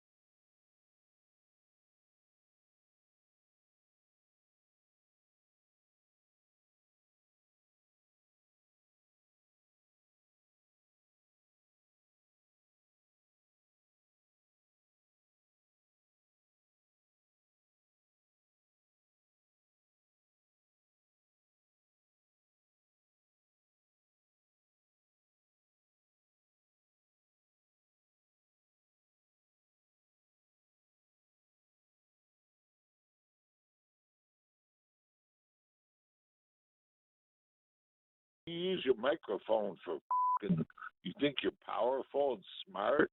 You're a fucking idiot. 216-578-1007 or 1-800-348-1007. Kansas City Royals are trying to turn the tide on your Cleveland Guardians. It's a 4-game series. Cleveland takes the first two. 10-2, then 2-0. Royals win last night, though, by 1 run, 4-3 the final. The last game in that series tonight, 7:15 is when it will start here on the Buzzard. 6:45 is your pregame, televised game, so it's starting a little bit later than these other ones. And then the White Sox come to town tomorrow, Saturday, and Sunday. Yes. Before Rob predicting 3 easy wins No, for the Cleveland no, Guardians. no. You might be right. Listen, White Sox are nothing to fear, but any given Friday. And with my added support there tomorrow night, Rob, at Progressive Field, who knows what I can do from up there in the club seats. And then the Guardians will go to Detroit to play the Tigers. They'll go to Minnesota to play the Twins. And then the Tigers will come here. I've got tickets for you today and tomorrow around 5:10 for the middle game in that series. And then they will finish the regular season here at home against Sammy Sosa, the Texas Rangers, on September the 28th. Dustin in Georgia texting me. Alan, I don't know what to think with all these Charlie Kirk conspiracy theories. It's ridiculous. His ring charging fingers, the guy behind him sending baseball signs, a black dot on his shirt. I don't know anything about any of that. I haven't done any deep dives. I did get a series of emails from somebody who calls themselves Unidentified Orange. Why would you say the right is known for violence when, in fact, you know the left and their trans shooters, LMAO, do you ever hear yourself? Well, I never said the right is known for violence. What I said is that the people who you can count on one hand and still have fingers left over for people who are foisting the whole trans shooters thing on people. You know, statistically, your shooters are right-wing people, so all of this Elon Musk, the left is the party of murder. People are like, please, take several seats, all right? Every lethal political assassination in the United States in the past quarter century is let people be conservatives. Now, that's data. That's neither here nor there, really. They do have a person of interest that they are trying to identify. Yeah, they released a photo. They recovered the gun. They say that the ammo had pro-trans and anti-fascist messages. Listen, I am pro-trans and anti-fascist. This person kept writing me.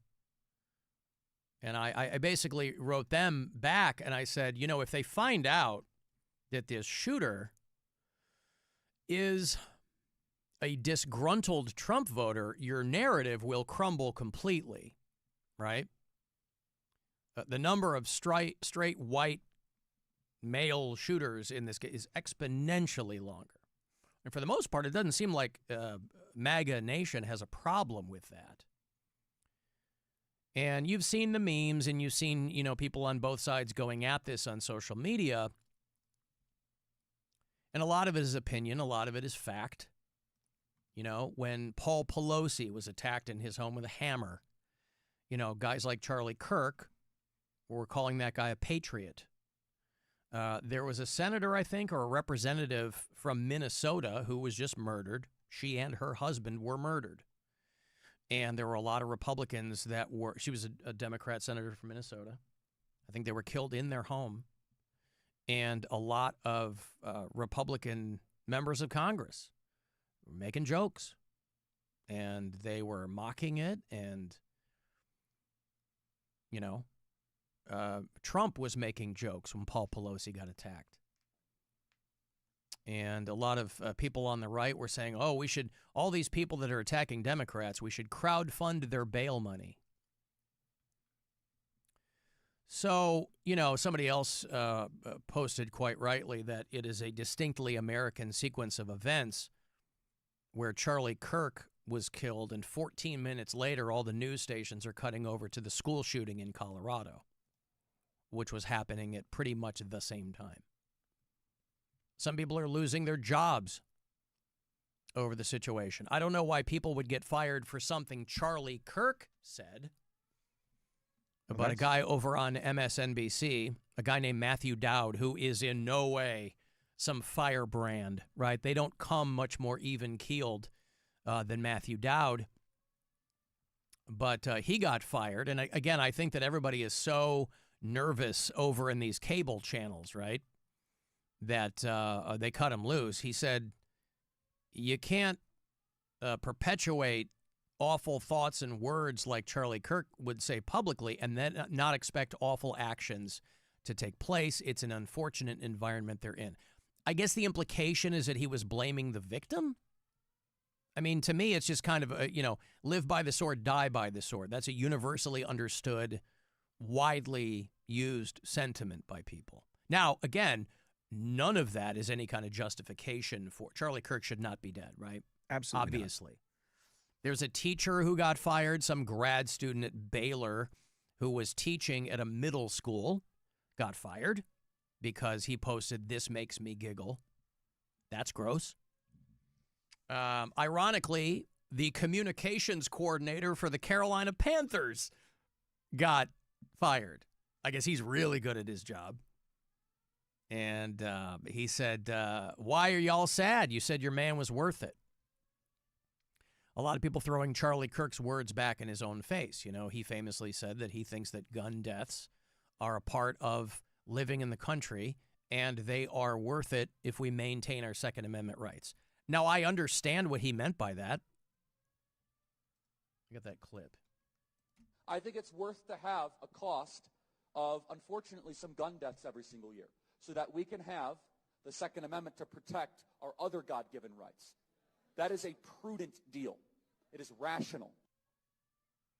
And a lot of people didn't like that. But again, I understand where the guy is coming from. You know, there are a lot of people on the right who will scream and yell. And I didn't know much about Charlie Kirk, but anytime I would see clips of him, he wasn't doing that. This was a guy who was, he would go to colleges where he knew he was going to get heckled and whatever. He seemed to, now I didn't agree with, I don't know that I ever heard him say anything I agreed with, but it seemed to me that the way he was saying it distinguished him from a lot of other people who are just screaming and their hair is on fire in MAGA Nation. I think that's what set him apart. That's why I think people, that the kids must, especially, attached to him. Yeah, because he was respectful at the very least.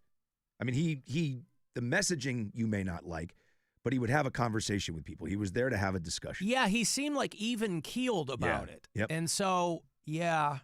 I will absolutely give him that. And I couldn't agree with you more that and nobody should be shot and killed for their thoughts or their speech. You know what I mean?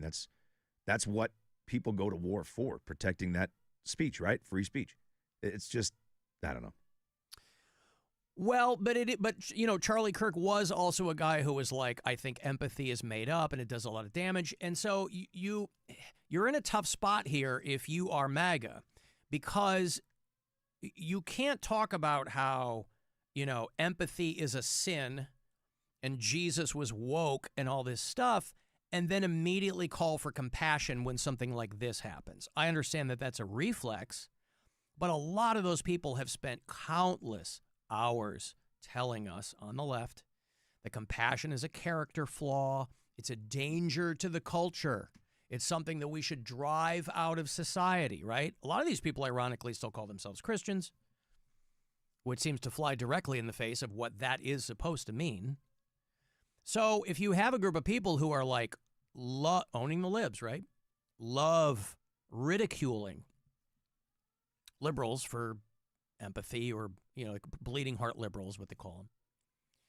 You know, if you're going to go down the empathy is a sin road, you're going to get people who are not going to offer empathy for you. If you expect it from people once your door is darkened, but not for anybody else. I mean, it is more rules for thee, not for me. And liberals, by the way, are always, for whatever reason, expected to be the empathetic ones. It's always assumed that we'll somehow take the high road. I'm not talking about fringy people. There are obviously fringy people on the left. I'm talking about people that are trying to be kind of clear-headed about things.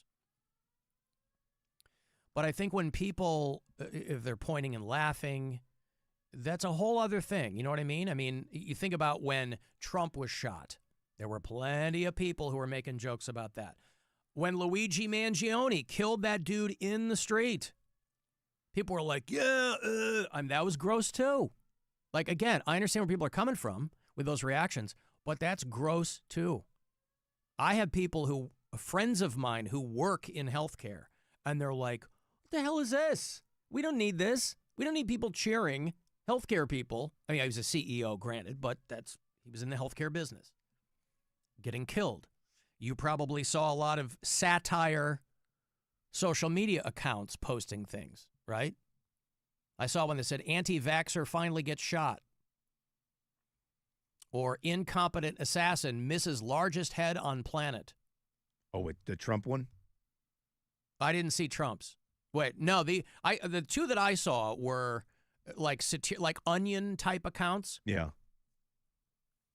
Incompetent assassin misses largest head on planet was what I saw.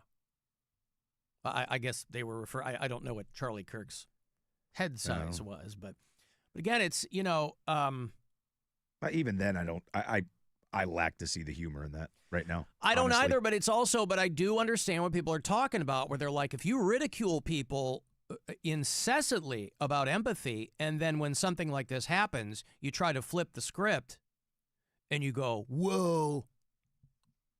Yeah, but that's just human nature. I understand. Right? That is different than a guy being killed. Of course. There's nobody who, And people are always going to be vocal when something happens to their person, right? So I understand the thought process of, people were making jokes and saying all these things about Paul Pelosi, right? But because people did that doesn't make it okay to do it yourself on the other side now. Well, you know what I mean? I think if you're pissed off that it happened when it happened to your guy, you can't be pissed off that someone does it back to you. Well, also what immediately happened is you saw a lot of right-wing podcasters, all of the usual suspects launched directly into, we're at war with the left. And it's like, first of all, you don't know anything about this shooter. It sounds like it was kind of a professional job. I heard a Marine call in a rover this morning, and he said, listen, this sounds like this is a guy who knew what he was doing. This is not some civilian. But again, we don't know anything about the guy. They have to find him. They found the gun. It was wrapped in a towel in a forest, and this guy took off. We don't know anything about him. Now, is it safe to assume that he was probably not some MAGA guy? Yeah, that's probably safe to assume.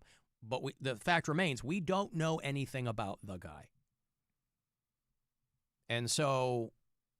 I mean, we know something about him. We know that he's an a-hole. We know that he killed somebody for the guy for disagreements, right? For what he thinks is wrong, and so he took a guy out. We know that makes him a scumbag. We know a lot about the guy. We just don't know who he is yet. Charlie Kirk, by the way, as an aside, he is also the Michael Jackson to Polly Holliday's Farrah Fawcett.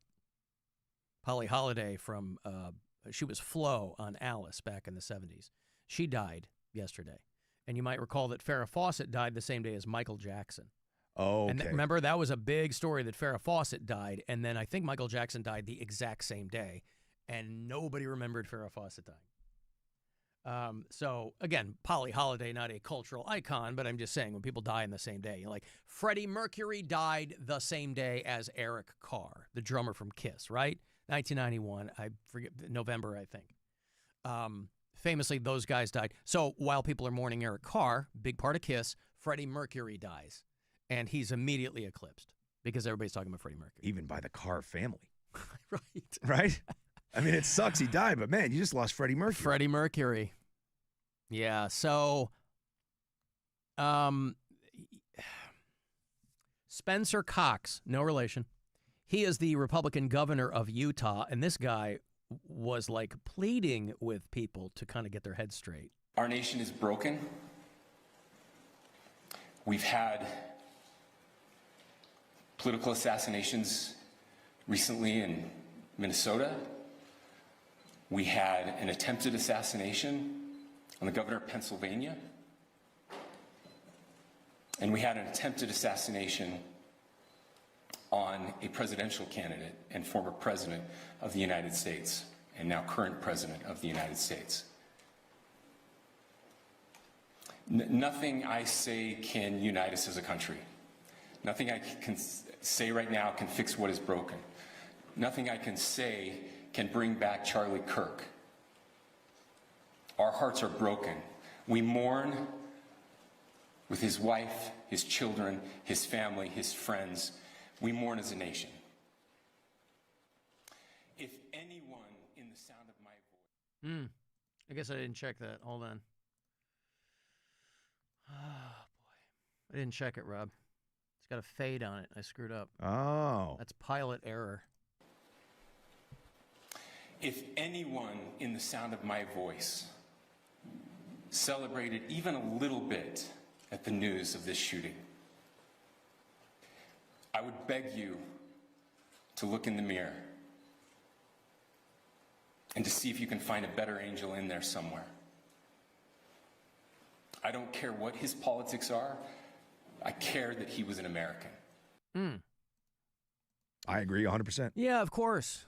I mean, if you're the governor of the state where this happened, you're like, but again, to his point, Paul Pelosi, smashing the head with a hammer. There were those dudes they scooped up that were planning to kidnap Gretchen Whitmer, governor of Michigan. Somebody set fire to Josh Shapiro's house. He's the governor of Pennsylvania. They're all Democrats. And when that happened, a lot of those people, I don't know what Charlie Kirk said about those, other than I know he said about the Paul Pelosi guy, this guy's a patriot, blah, blah, blah. I'm just saying that if you're going to, you understand why all those tensions are inflamed when those things happen. MAGA's making jokes, memes, hilarious. And Trump can't be counted on for any kind of meaningful leadership. He will pour gas on every fire. He got right to it. Oh, the radical left killed Charlie Kirk. He will use any chaos available to him to further his own motives. Suspend your rights, elections, what have you, right? So, the fact that Charlie Kirk is the front page of every website and whatever, when everybody else is talking about Jeffrey Epstein's birthday card, if Trump walks weird, it's because his ass is full of horseshoes and four-leaf clovers. This is the luckiest son of a bitch to ever walk the planet. If, in fact, that's all coincidental, that's where you can really go down a rabbit hole.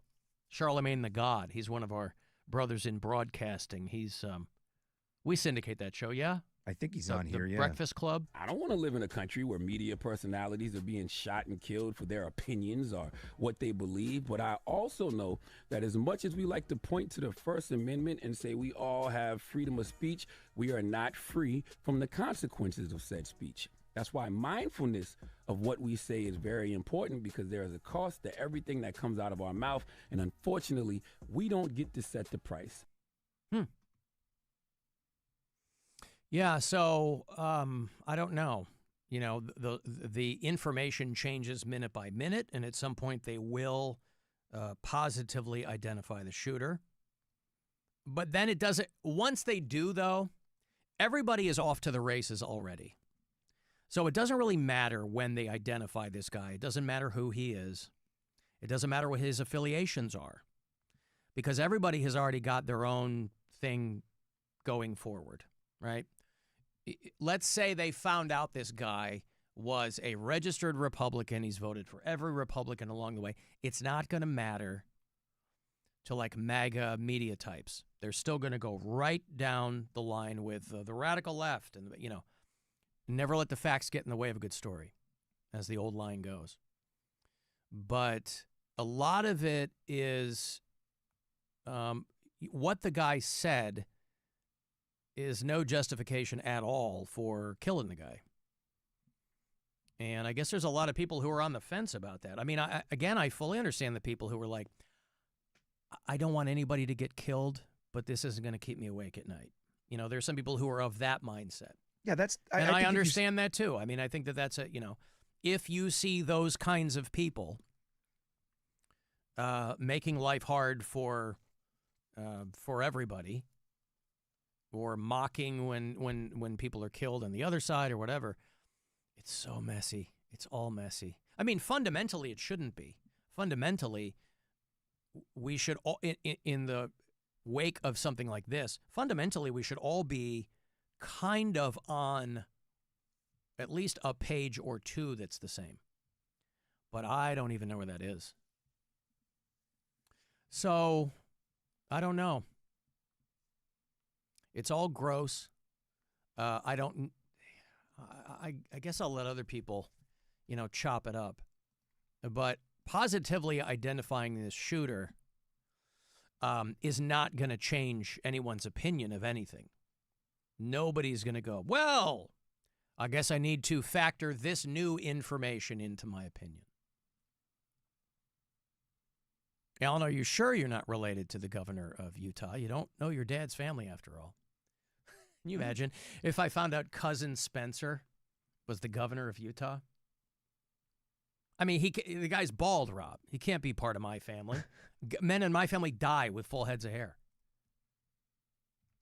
But that would be pretty wild if I found out that the governor of Utah was one of my long-lost relatives. I don't know.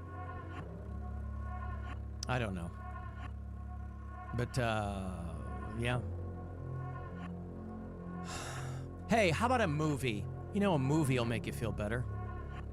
The new Jordan Peele joint is called Him. It's got Marlon Wayans on it. You might have seen the trailer for it. Looks bloody. It's got professional football at its core. What will you do to succeed? I bet it's going to go to some dark places. We are doing an advanced screening of it. And if you want to be there, I'll put you there. It opens wide everywhere the 19th. We will do a screening next Wednesday night at Cinemark Valley View of Him. It's a 7 p.m. screening. If you want to be there with a friend, see it a couple of nights prior to everybody else, caller 10. We'll put these in your grubby little mitts. So good luck. 2 for Him next week. 216-578-1007 or 800-348-1007. It's the Alan Cox Show. On our free iHeartRadio app and your favorite smart device. Just tell it to play the Alan Cox Show. On iHeartRadio. Our 2025 iHeartRadio music.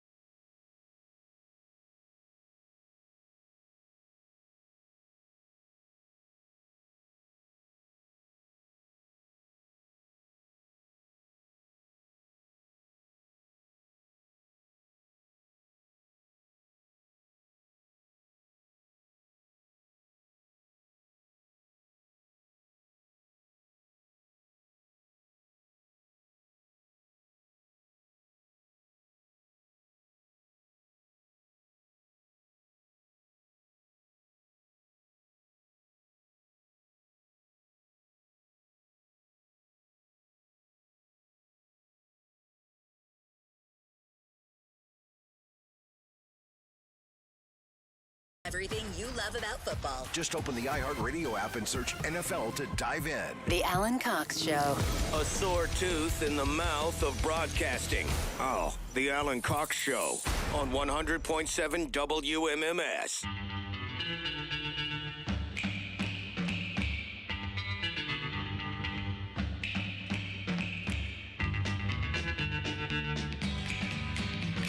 Guardians baseball tonight as we inch ever closer to the end of the regular season. Only 17 games remaining. The Guardians have got to be playing pristine baseball to make it into the postseason. Royals got one over on them last night. That was game 3 of the 4-game series. Guardians took the first 2. Series will wrap up tonight up the street here. 7:15 is your first pitch. 6:45 gets the whole thing underway here on the Buzzard. And then the White Sox in town tomorrow, Saturday, Sunday. Mark your calendars. Set your clocks. Very exciting. Who? The Chicago White Sox, Rob. Not familiar. The Chicago White Sox. I only know of one Sox, Red Sox. The Red Sox. Well, these are White Sox. Oh, all right. So they're coming here? Yeah, they're coming here. Are they like Savannah Bananas? Like, is it like an exhibition game or something? Or yeah, they are actually. Yeah, yeah, they are very much like the Savannah Bananas, except less fun to watch. Yeah. Yeah. Well, they're my team. What am I going to do? Teasing. It's the cost of spite, Rob. Now, they are currently shutting out the Tampa Bay Rays, 5-0, top of the 7th. At Comiskey, or whatever the hell it's called now, Guaranteed Rate Field.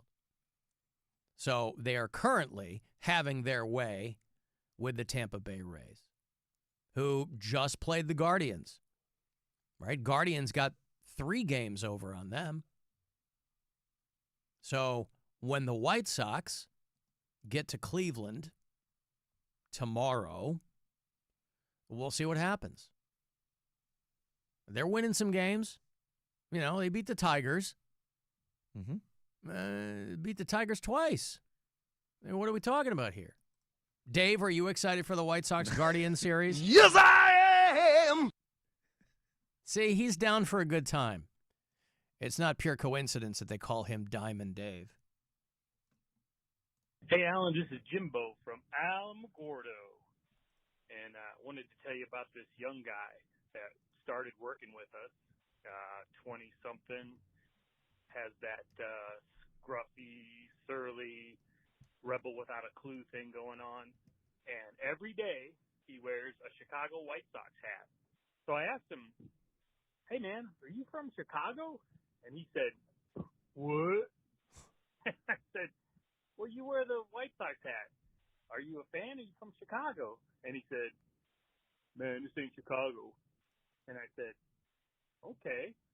So, tomorrow, when you're sitting there at the Guardians game, wearing your Sox gear, and you're probably being mocked, and you're feeling lonesome, I just wanted you to know that out there in the wide world, you have a fellow compatriot wearing that stupid hat. Have a good day. White Sox! White Sox! Go, go, White Sox! Let's go! What is Jimbo's point? Out there in the wild no world, idea. there's a guy. Yeah, Jim, there's a lot of people wearing White Sox gear. They're in the city of Chicago. And the guy didn't know it was the White Sox? I didn't know it was a White Sox, so he's not homering for anything there. I don't know what his point is. And frankly, I'm not going to get mocked because nobody cares about the White Sox, right? It's not like they're some white-hot rival of the Cleveland Guardians. Nobody should expend the energy in mocking a White Sox fan. Who? I don't play for the team, right? I have nothing to do with their fortunes.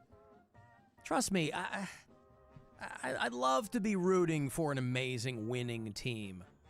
You know, I would love to be like, yes, I am a Blue Jays fan, all right? They're at the top of the AL East. I'm a Blue Jays fan. Pirates are my National League team. They stink. You know, yeah, sure. I'd love to be rooting for another team, but I'm not. I'm a White Sox fan. There's nothing I can do about that. Browns fans understand me. Understand me only too well. But I'll be there tomorrow night. Probably eating my weight in hot dogs, Rob. Is it Dollar Dog to Night? kill the pain. I don't know, but I have a lot of pain to kill. Oh, you're going to be in the club. Well, yeah. Yeah, and I'm the fancy Taking one. my child. And I'm the fancy guy. Yeah, but I didn't buy them. Club seats. I got them from the radio station. Uh-huh. Sure you did. I sure did. Because if I didn't get them, I wouldn't go. I'm not buying club tickets. It's the best deal in baseball, though, honestly, if you do buy them. It's like $100 a ticket. And you get food and drinks. I know. It's great. It is a great, great deal. I told my daughter, I'm like, you're going to be able to have all the ice cream you want. If you're going with your family, you know what I mean? You're going to spend way more than that if you just get good seats and just buy food and drinks. I know. No, listen. I'm happy. I wouldn't have gone otherwise. And I got a wedding on Saturday, so I'm not going to really see my kid that day. So I'm like, oh, let's go to the ball. It's not like she cares what teams are playing, you know. But listen, my 9-year-old, born and raised in Ohio, so she'll grow up a Guardians fan, which is strange, you know. Both my older kids were born in Pittsburgh. They grew up in Michigan, of course. But they've got Pirates and Steelers stuff from when they were little. I've got some Kids Corner while we're on the subject. It ain't easy being a kid. Now look at what you gone done did. Whoa, it's time for Kids Corner. Kids Corner. Oh, boy. Parents and kids alike are getting themselves all in a tizzy over this new law that's going to go into effect over teenage driver's licenses. Have you been keeping up on this? No. Some people are just saying it's just a money grab for the state to generate more revenue, to put 18 to 21-year-olds through the same paces that you put 16 and 17-year-olds in the sense of getting their driver's license. Because I guess they've run some data, and they've determined that Mike DeWine's office or something like that, they said that there's data showing that 18 and 19-year-olds have higher crash rates. And so starting the end of this month, all the Ohioans between 18 and 21 will be required to complete the same driver training than 16 and 17-year-olds currently undergo. That's 24 classroom hours. You would be hard-pressed to find a more boring use of your time than the classroom portion of driver's ed. 8 hours with an instructor and 50 supervised practice hours. This is for unlicensed drivers between 18 and 21. Yeah. Okay, so if you're in that age, you don't have to go backwards. Well, what they're saying is you're just going to have kids driving with no license because it's also, spoiler, prohibitively expensive. And so naysayers, people who are out there saying nay, are like, this is just a cash grab for the state of Ohio, and you're just going to have kids driving around with no license. See, this is why I don't understand. I saw a commercial for something where you can take driver's ed online. Have you seen that? No. Oh God. We did private. It's like an app or something. It's like a I don't even know what it's called. Maybe somebody will tell me. But it's like I saw a commercial for it. Driver's ed app. Oh, Aceable. I'm sure there's plenty of them, but Aceable is the one that I'm seeing commercials for. Maybe it's it must be test prep. But that's not how they're promoting it. At least the advertisement I saw was a little vague. I go, wait a second, wait. This is almost like a joke. Obviously, you can't take driver's ed on an app. So maybe it's test prep? Has to be. It had to be, right? Yeah, I would imagine, because we went to like an independent driver's education company, and Caitlin completed all the hours, did all the stuff she had to do, and then she got her license. But I think that's how it's supposed to go for everyone that takes driver's ed, is it not? Yeah.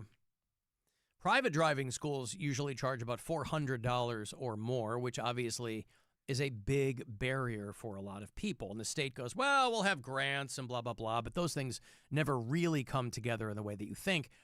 This might be a bad time for this. It might kids now are less concerned than ever with getting a driver's license because you can Uber everywhere. Now, that costs money too, but just anecdotally, I'm surprised at how many kids, or my older kids were like driving age, how many of their friends were like, I don't care about my driver's license. Take Uber or whatever. I got to be honest, I mean, man. I can't imagine that that teenage brain changes that much that you wouldn't want to have a car, right? It's like independence. I don't know. Maybe so many things have changed that people are clearly less concerned about getting their driver's license. I got to be honest with you. I think it's a good thing. 18, you think this is a good thing? Yeah. I mean, I'm kind of agnostic about it. Like, I don't have skin in this game. I see what the people who are complaining, because one person said, okay, so you got 18, 19-year-olds and more crashes, but unless we know whether or not they took driver's ed, the numbers don't prove that driver's ed classes work. No, but I think they're trying to do something about that statistic, right? Like, you're handing an 18-year-old kid who had no prior experience other than driving around a parking lot with his dad, maybe, a 4,000-pound vehicle, and here you go. See ya. Yeah, but With I thought nothing? I thought everybody had to take driver's ed. No. You don't? No, I never went to driver's ed. I got my license. You didn't take driver's ed? Nope. 18 years old, walked into the registry of motor vehicles, got it. Boom, 18. Done. Oh, so when you're 18, you can yeah. get. I got mine at 16. I got my learner's permit at 15, license at 16. Oh, so if you wait until you're a legal adult, you can just get it. You can do whatever you want. But how? But if you want to drive when you're younger, I didn't. But how does that work? That's my point, right? Like what I did, I think you shouldn't be able to do. I didn't know that was a thing. As long as you can pass the driver's test, you're good. There you go. Oh, okay. Oh, so that's a major part of this I'm missing then. Right. Okay. I didn't realize you could just, because I assume everybody gets their license at 16. Like, people can't wait to drive, right? We couldn't. I didn't even have a car. I had to share a car with my brother. Okay, so if you're 18, you can just walk in. Yeah, you're a legal no adult. experience required. I see. At least that's how it is in Massachusetts. I've not gotten a license here, and Caitlin went to driver's education, so I don't know. But yeah, you're a legal adult. You just go. Yeah. So I think even a little bit of something means that's kind of important. A little bit of training and a little bit of let's make sure you're okay isn't a bad thing. Driver's ed should be mandatory for anybody getting their license. There's too many drivers out there who don't know the laws or the rules. Boy, how did this get past me? I guess I never thought about people walking in at 18 and just saying, I want a driver's license. Yeah, you can do whatever you want. Wow. And again, as long as you can pass the written and then the driver's test, you're fine. Maybe they'll do something. Wait. Okay, so I'm 18. Yeah. I walk in. Yeah.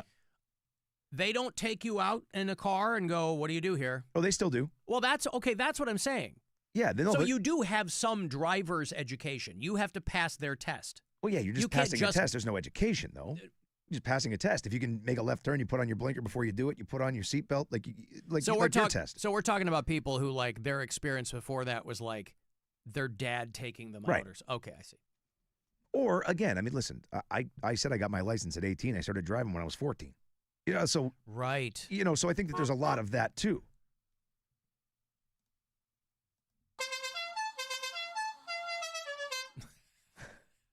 Alan, there is a grant. My wife only had to pay $25 for our kid. The grant was approved within 24 hours of submitting the request.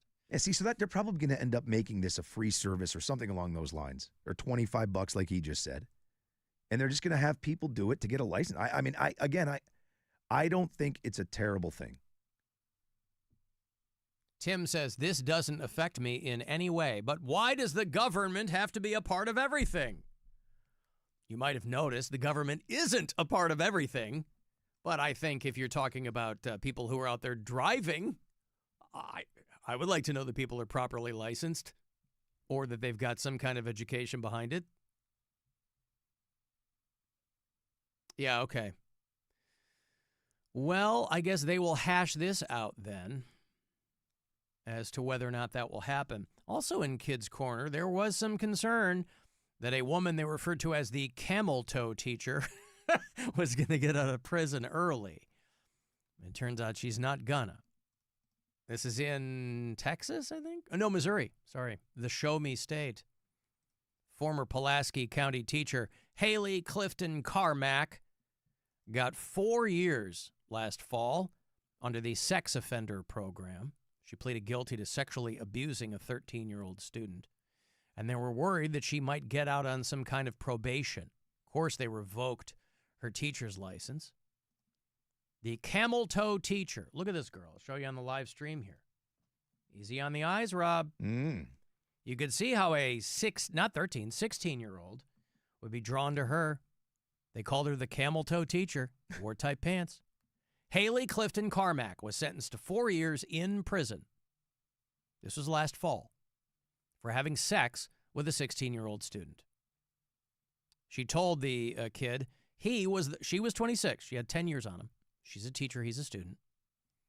She told him he was the reason her divorce was pushed through because her husband only liked, quote, butt stuff. Do you imagine? And this 16-year-old kid, he's like, oh, so we won't be doing any of that then? So hold on. Wait. So that's on the table? Yeah. All right. Not anymore. I mean, I'll do the other stuff, but like that, I can do that if I want to. Shocking details of the Missouri teacher's inappropriate sexual relationship with a boy. I'm just reading this as written. Laid bare in police documents, and more embarrassing, pictures of her soon-to-be ex-husband resurfaced. She taught at LaQuay High School in Missouri. This is the girl who I think split to her parents' house in Texas. She had to be extradited back to Missouri. She would dress inappropriately in class, tight or low-cut shirts to show off her cleavage, and tight leggings that led the students to call her the camel toe teacher. Go on. Here's part of one of her lessons there in class. That's a series of camel toes right there. Oh, that poor kid. Oh.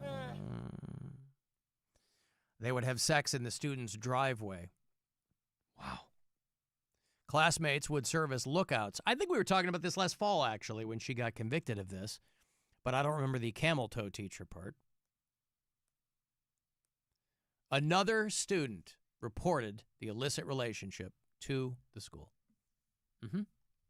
And she complained that her husband only wanted to do butt stuff. Husband was a super young dude, too. These two people probably got married when they were like 22.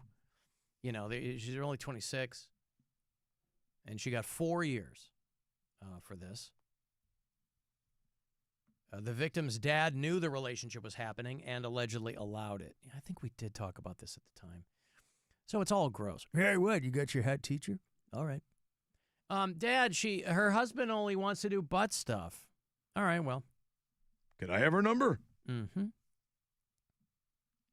The dad said, I just let it happen because they would have done it behind my back anyway. But not behind her back because no butt stuff. No butt stuff. Hey, speaking of butt stuff, how about the guy who got caught for murder because he butt dialed at a very inappropriate time? A guy killed his female roommate in Texas. A flight attendant had gone missing. A woman named Rana Saluri, 47.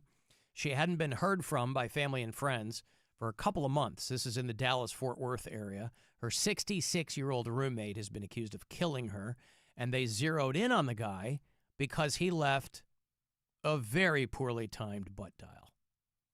He said he snapped during a fight with her and strangled her to death with his bare hands, and then put her headfirst into a black trash bin, drove it 70 miles away where he dumped the remains over a bridge.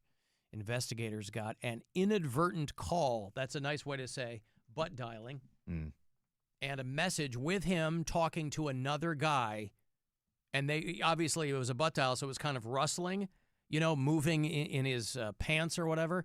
But they heard a guy who sounded like him. They said he was breathing heavy, like he was moving something heavy. A 57-second recording on his phone where they can hear him talking to someone else. They couldn't make everything out, but they made out enough. Hey, help me. Come push it. Make sure the lid's on. Lock it. Turn it sideways. And I'm sorry I got you messed up in this. Love to try to be the defense attorney in that I one. know, right? No, Your Honor, my client. They were acting out a scene from a movie. This could have been anybody. Come and push it and make sure turn it sideways. Your Honor, this was clearly a blossoming homosexual relationship, and these two people wanted, this is Texas, northern Texas, they wanted to keep it quiet. The report is consistent with how he eventually confessed that he moved the body into a trash can and into the bed of a truck at his house, and then transported her body with a friend's assistant and dumped it over a bridge. Jesus, these people. What happened to the good old days when you could just get away with a murder? You know? Well, it's funny when you watch like shows or documentaries from murders from the 70s. I can't believe they ever solved a murder. I know. You know what I mean? Like all those documentaries are, well, and then the 90s hit and DNA, and then they all get solved at once. A decades-old murder was solved. Yes. I don't know how what are you, walking through the blood and leaving your footprint? There was, Nobody was wearing gloves in the 70s. Is everybody just bare-handing people while they killed them? How was anyone, being a cop in the 70s, how was anyone ever caught for You had to murder? leave a fingerprint. Yeah. Or be holding the smoking gun. That was pretty much the only two ways you could get caught back in the day. But they still caught people. For Yeah, sure. I don't know. Here's your Kids Corner. Kids Corner! All right, I've got to take a break. You want to send me a text for anything, 35192. You can watch on the Alan Cox Show YouTube channel, and you can listen on the iHeart Radio app. The Alan Cox Show. On 100.7 WMMS. We got stuff. You want stuff. Win stuff. This week at WMMS.com. Win a pair of tickets to see Steel Panther Thursday, October 23rd at MGM Northfield Park. Get more info and register to win at WMMS.com. GreatAir.com. Hey, it's Alan. I hope you're going to be out on Sunday. The Bud Light Football Face-Off Challenge is happening. Cox Out pre-games, right? That's what we usually call them. Away games. When the Browns are out of town, I'm going to be out trying to get you that trip to Vegas. If your arm is good, play that football toss. Somebody is going to represent Northeast Ohio out there in Vegas. And the grand prize, of course, tickets for the Super Bowl 60 out in California. So join me on Sunday. It's noon to 2. I'm going to be at Teams in Middleburg Heights. You will see the entire schedule of events at WMMS.com. Hit the contest page. Wake up to a double deal at GetGo. Fill up on 2 freshly crafted breakfast bagel sandwiches for just $7 with your loyalty card. Personalized with egg, meat, and cheese on a plain or everything bagel. Swing by any GetGo cafe and market, or breeze through your order on the GetGo app for a speedy start. Breakfast bagel sandwiches, 2 for $7 at GetGo Cafe and Market. Better believe it. If you love to travel, Capital One has a rewards credit card that's perfect for you. With the Capital One Venture X card, you earn unlimited double miles on everything you buy. Plus, you get premium benefits at a collection of luxury hotels when you book on Capital One Travel. And with Venture X, you get access to over 1,000 airport lounges worldwide. Open up a world of travel possibilities with a Capital One Venture X card. What's in your wallet? Terms apply. Lounge access is subject to change. See CapitalOne.com for details. Hey, it's Alan here with Rich Claiborne at the Claiborne Auto Stores. Rich, I see him on the road. I love this all-electric Mustang Mach-E. Alan, the Mach-E delivers incredible utility, performance, range, and value. So lay that out for me. Through September 30th, lease a 2025 Mach-E, only $498 a month. 36 months, no security deposit, only $498 due at signing. 20 cents per mile over 36,000, excludes tax and registration. Always simple and straightforward. Experience the difference at Claiborne. I have officially broken up with razors. Yeah, I was over it. I went and saw my friends at Ideal Image, and I did laser hair removal on my legs, underarms, and bikini area. And now Ideal Image's best ever laser hair removal savings, you can get up to 84% off this month. Book your free consultation at idealimage.com or text IDEAL into 38089. My ride smells just right, just right, just right, just right. Y'all gotta try that Febreze car. Just right, just right, just right. Yeah. La la la la la. With up to 40 days of consistency, all over Febreze car clips right on your vent. You know my car's my happy place. Keep that smile on my face when it smells just right, just right, just right. Yeah. Breathe happy Febreze. La la la la. Sneezing, coughing, runny nose, watery eyes. Are these the house guests that just won't leave? It could be your air ducts. Over time, dirt, dust, and other debris can turn them into a breeding ground for allergens. Trust Coit to eliminate what's ailing your air ducts. Coit's technicians are specially trained and certified with the best guarantee in the business. Clean as new. That's the Coit commitment to you. Schedule your Coit cleaning today and get 25% off. Call 1-800-FOR-COIT. Hey, Drew and Jonathan Scott here. Build a customized renter's policy with American Family Insurance so you can protect your tandem bike on the go. Thief! Oh, he is struggling with that two-seater. Life's better when you're under American Family's roof. Insure carefully, dream fearlessly. Get a quote and find an agent at amfam.com. Some exclusions may apply. Products not available in every state. American Family Mutual Insurance Company, SI and its operating companies. 6000 American Parkway, Madison, Wisconsin. You know that Big Bargain detergent jug is 80% water, right? It doesn't clean as well. 80% water?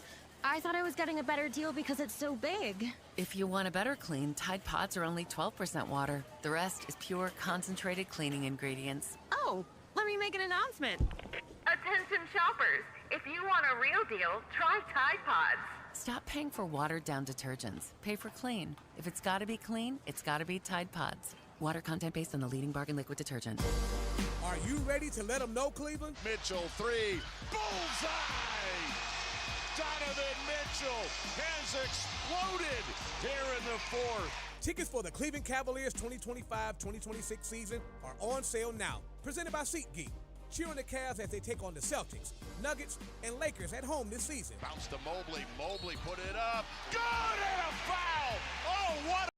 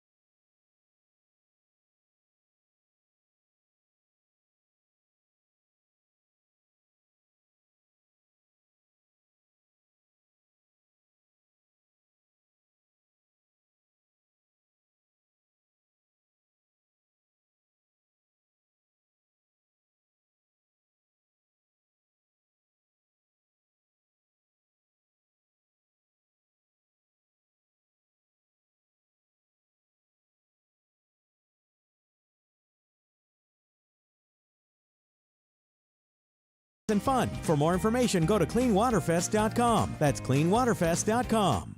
From the Avon Lake Chrysler Dodge Jeep Ram Studios, we say yes. The Buzzer. The home of the buzzer. This is 100.7 WMMS. Cleveland.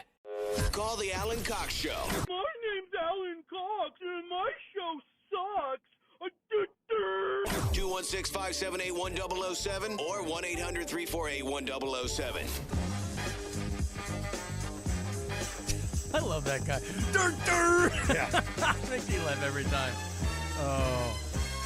But for the record, that's not me talking about myself. Dur, dur. Jimmy Bo hard right now. The buzzer.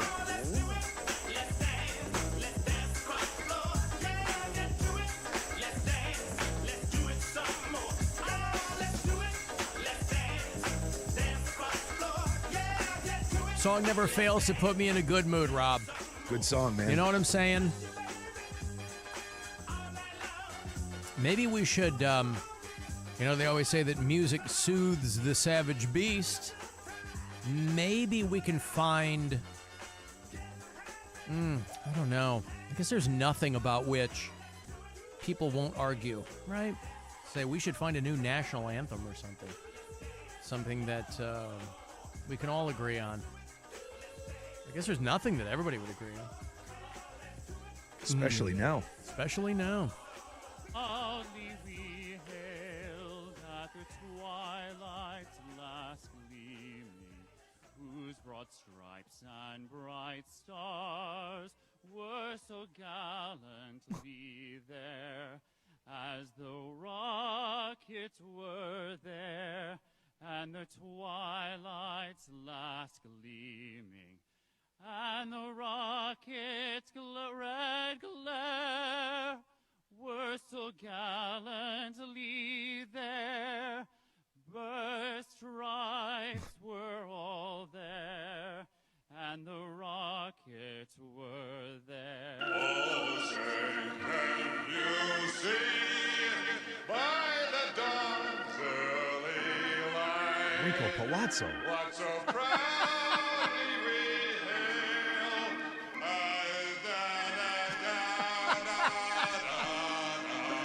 A bunch of bombs in the air.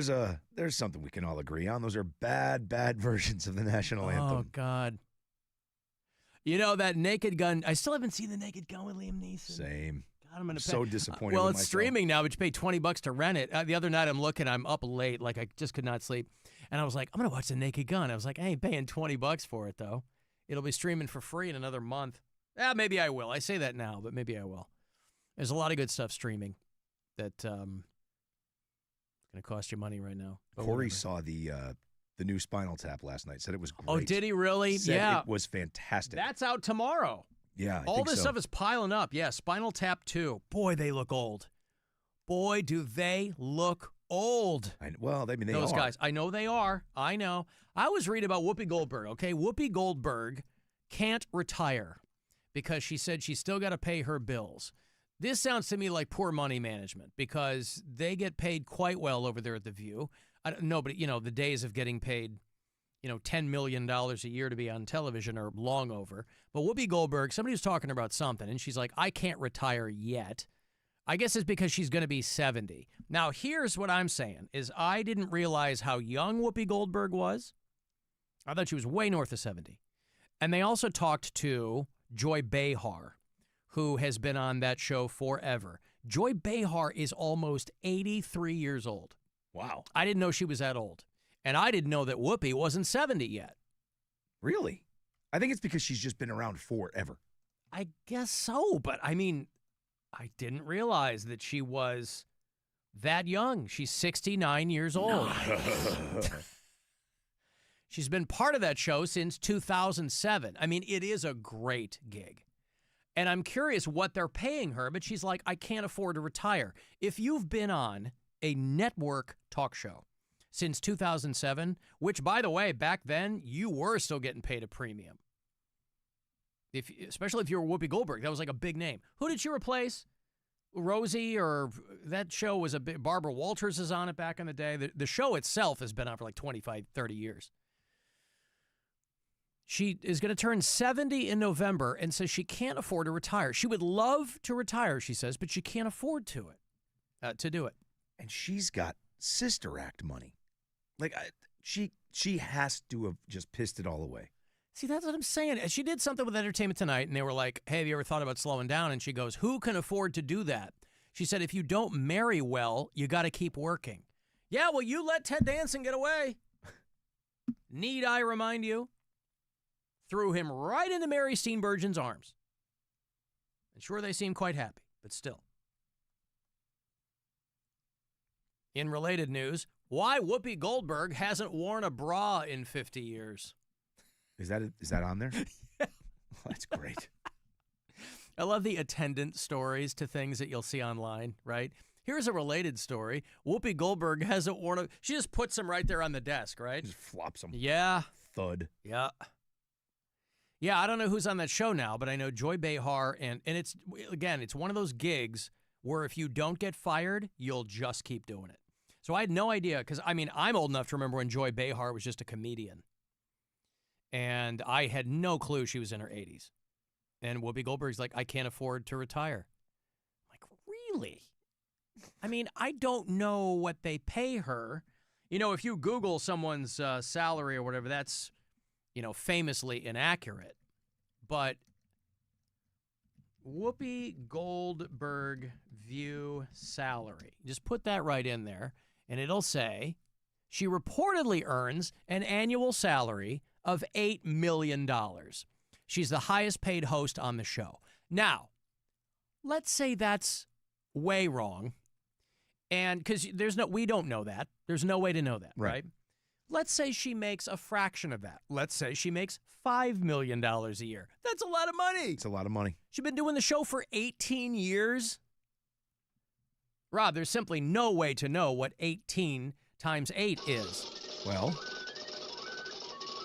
But if she's making $8 million a year, I mean, everybody on that show is making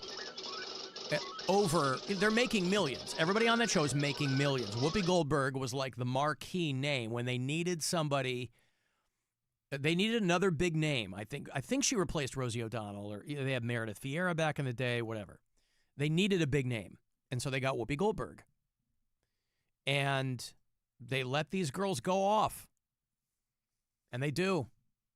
But $8 million a year, that's a lot of money. And if you can't afford to retire. Maybe she's joking.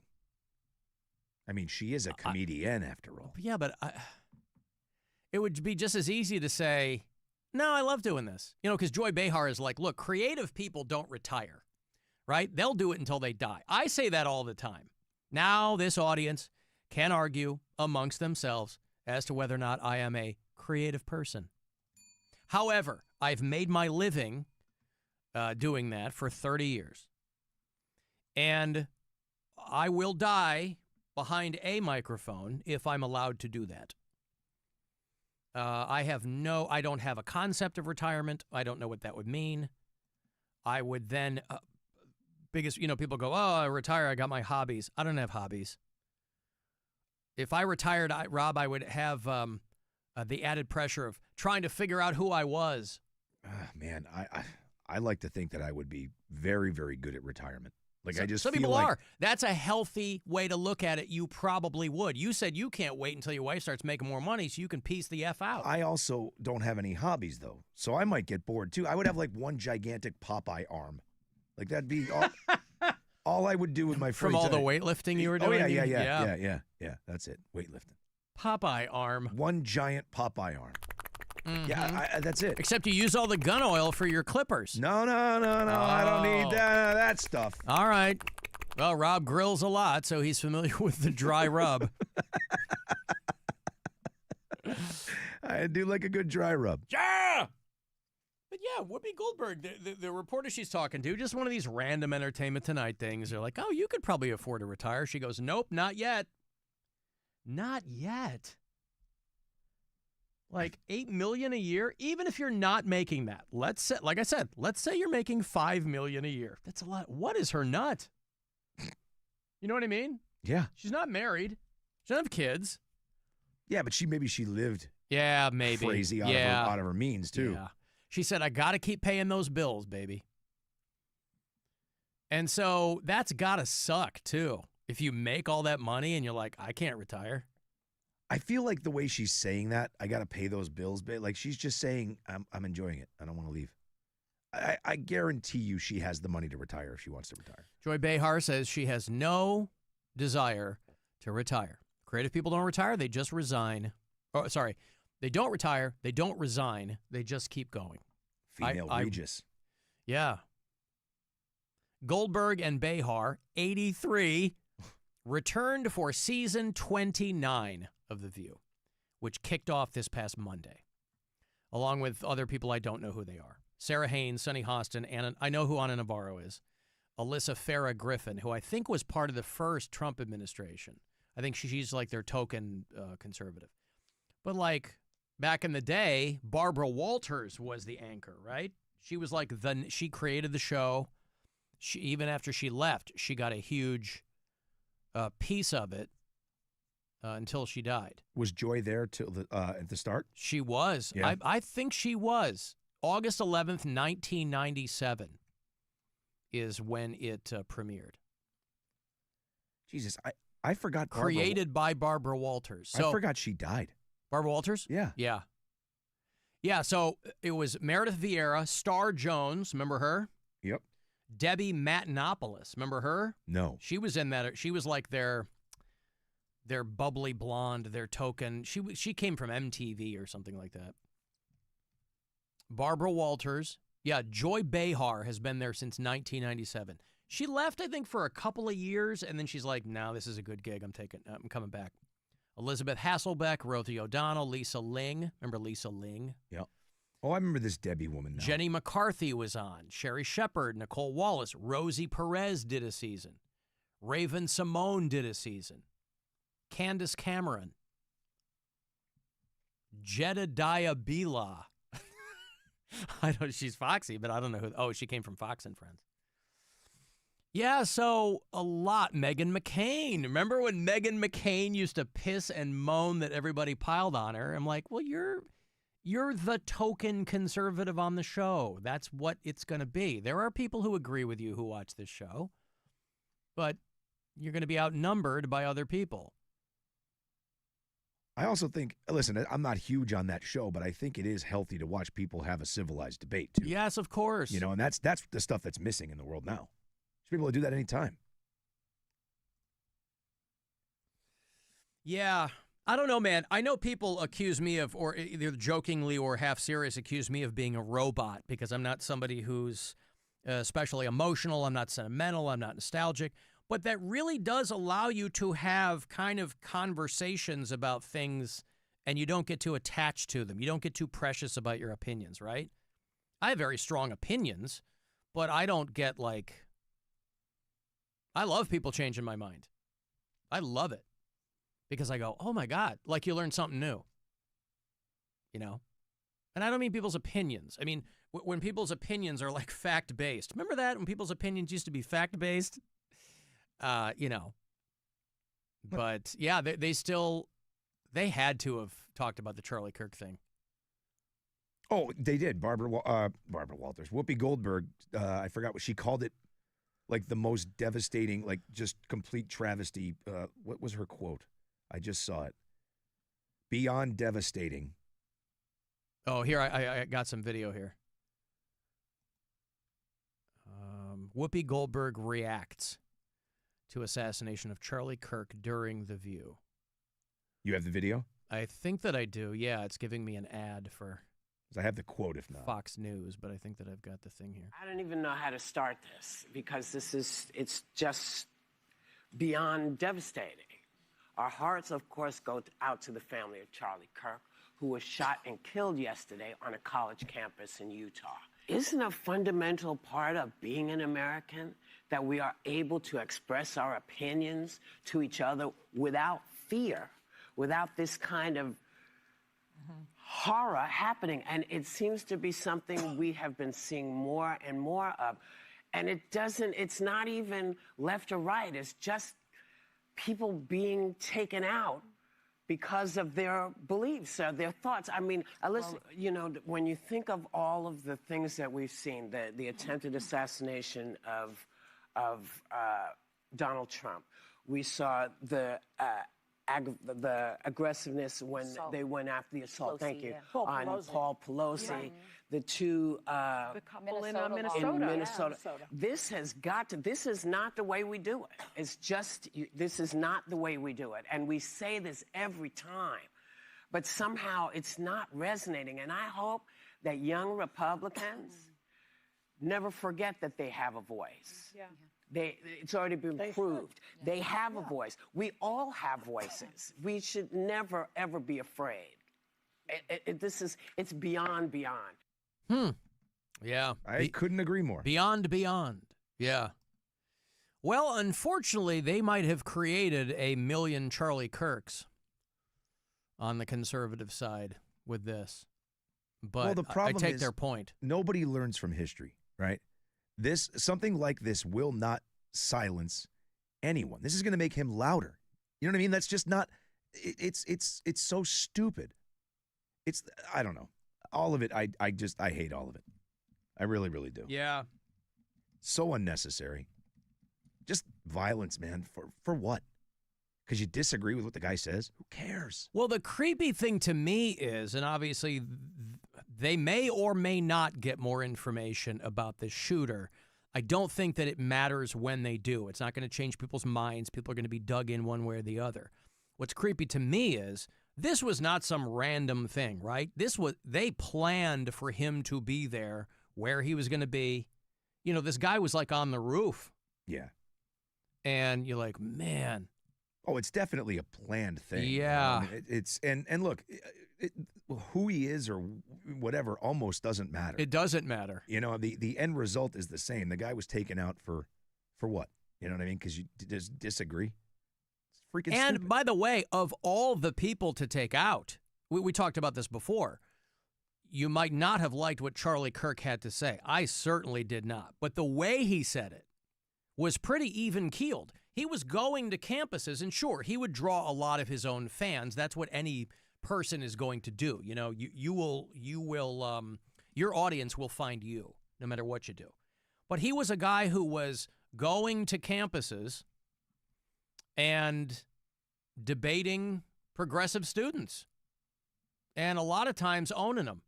Because if you're going to dig in on your political side, boy, you better know your stuff.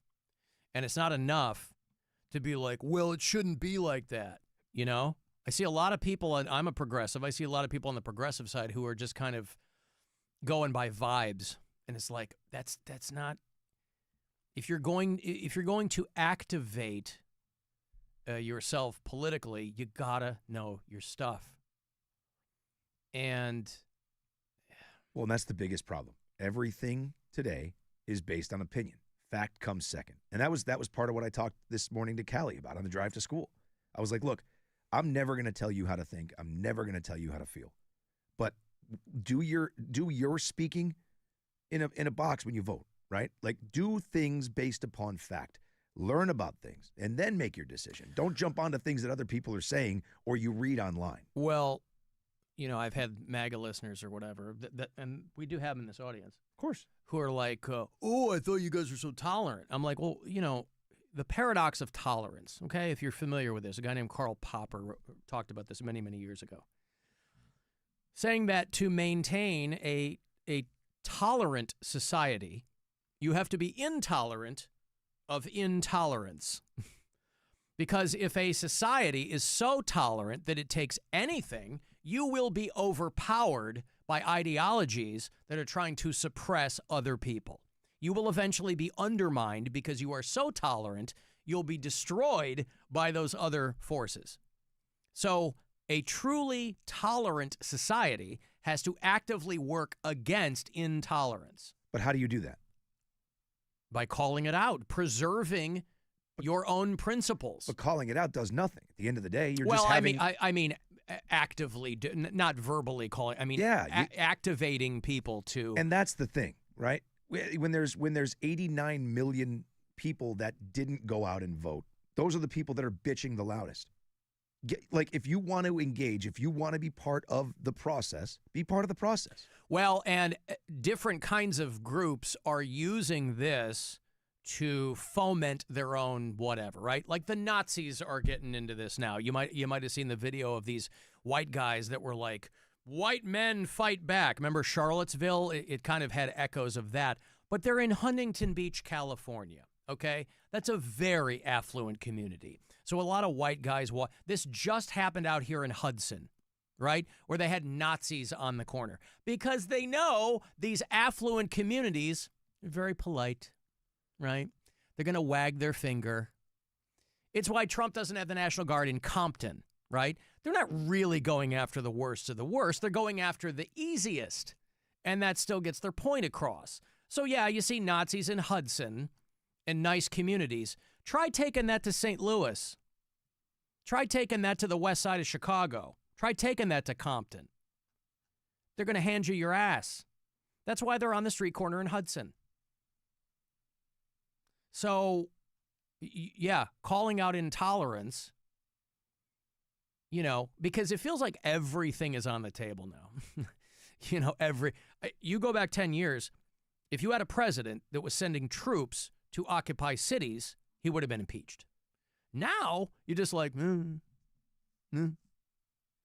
So, progressives, they better wake up, because they might have created 1,000 Charlie Kirks. I don't know. Because people are like, do you think this is going to make Trump fill in the blank? Yes. Doesn't matter what your question is. Do you think? Yes. Of course. He lives for this stuff. Yes. Whatever chaos is sown, of course, you will not be able to count on him for any kind of, even before this, right? Farmers are freaking out. Every pocket of American society. Even before this. So you already had people of every stripe, angry, frustrated, for their own reasons. And so, something like this gives people with bad intentions, it gives them a crystal clear laser focus on whatever comes next. And nobody knows what that is. But, listen, Rob, when you've lost Whoopi Goldberg, you have truly lost it all. Yeah. How about some baseball? It's America's pastime. We're coming to the end of the regular season. The Guardians got to do everything right, man. If they even hope to play some October ball, they got to be out there. And they can't do that without your support. What are they going to play, an empty stadium? The Detroit Tigers are going to be here about a week before the end of the regular season. I'll get you at that middle game there. That is Tuesday, September 23rd. Guardians will take on the Tigers. I got 4 tickets for you. Grab that MLB Ballpark app. If you don't have it, makes the whole process a lot easier. Tickets for the remainder of the home games, of course, are on sale now. 4 tickets here for you. Guardians, Tigers, coming up on the 23rd. Grab 3 pals. Good luck. 216-578-1007 or 800-348-1007. It's the Alan Cox Show. Everywhere on our free iHeartRadio app. Or whatever smart device you have. Just tell it to play the Alan Cox Show on iHeartRadio. Our 2025 iHeartRadio Music Festival, presented by Capital One. September 19th and 20th at T-Mobile Arena, Las Vegas. Streaming live only on Hulu. A weekend full of superstar performances from the biggest names in music. Including The Offspring, Justice, This year at Vegas for the iHeart Festival, we're gonna play a DJ set. and many, many more. It's gonna be pretty special. 16 artists, 2 nights, 1 stage. And some surprise collaborations you'll want to witness live. Limited tickets still available at AXS.com. Get yours while you still can, and we'll see you at our 2025 iHeartRadio Music Festival. Escape to poolside paradise at MGM Resorts in Las Vegas. Sip on a refreshing cocktail. Lounge in a luxury cabana. Earn on nonstop fun with MGM Rewards. Book a sizzling summer escape today. Visit MGMRewards.com for details. From the Universal Windows Direct Weather Center, WMMS Weather. Mostly clear tonight, down to 53. Tomorrow, sunny with a high of 79.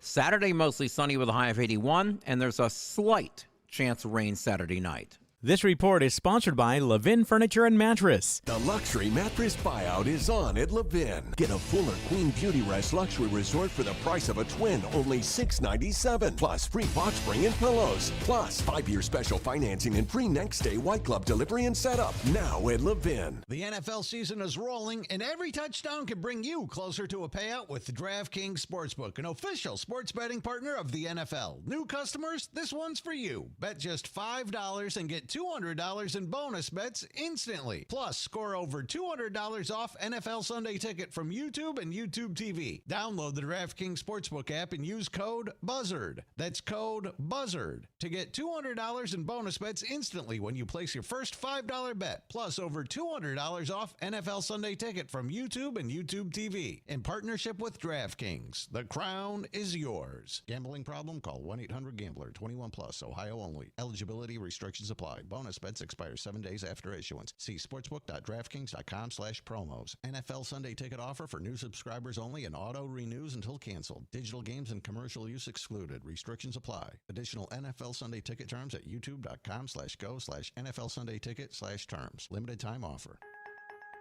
When people think sleep apnea, they think CPAP. Now at Advent, we do all we can to help sleep apnea sufferers avoid the CPAP machine. And most sleep apnea sufferers who come to Advent are going to be able to avoid a CPAP altogether. Our unique Advent approach using simple in-office solutions can get your nose working and throat open all under one roof. You see, the root of every snoring and obstructive sleep apnea problem lies within the throat, nose, or both. At Advent, we know when we get the nose and throat working properly, most snoring and sleep apnea problems will subside. And we have the most simple and convenient, ultra-effective in-office solutions that can do just that. And this is why people have traveled by planes, trains, and automobiles from corners of the world you would never think of to find the sleep apnea and snoring relief you won't find elsewhere. Go to adventknows.com to schedule your appointment because Advent knows when you breathe well, you live better.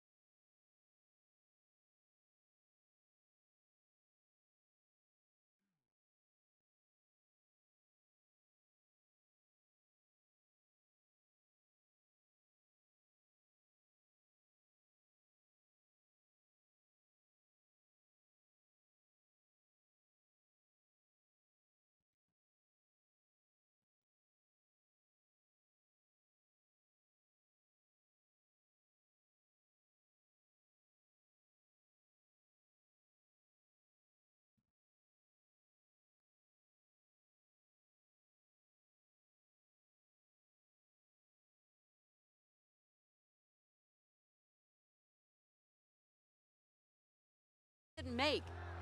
Yes, that's right. Lock her up. Listen to Fiasco Benghazi on America's #1 podcast network, iHeart.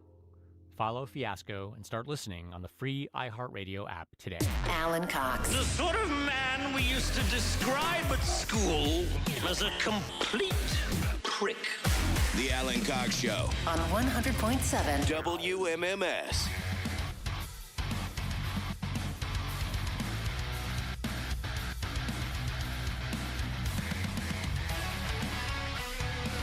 Got some Guardians baseball tonight. A little bit later than the past couple of games because it's being televised. 7:15 is your first pitch. This will close out that series against the Royals. They started to turn the tide last night. Guardians ended up taking the first two games. Royals hoping to get back on the back two there. So last night, 4-3, the Kansas City win. 7:15 tonight, 30 minutes prior. We'll usher in your pregame coverage with Hammy and Rosie and the Hee Haw Gang at 6:45 tonight on WMMS, your FM home for Cleveland Guardians baseball. And you can listen on the app, too. That wasn't always the case, right? Wasn't there a time where you couldn't listen on the app? I think so. Yeah. I think they worked out some sort broadcast rights and things like that for a while wasn't on the app, and now it is. I think it's still geo-fenced or something. Oh, yeah? Yeah, I think you can only listen so far. Lie to the app. Tell them I'm in New Jersey. Yeah, right. Right?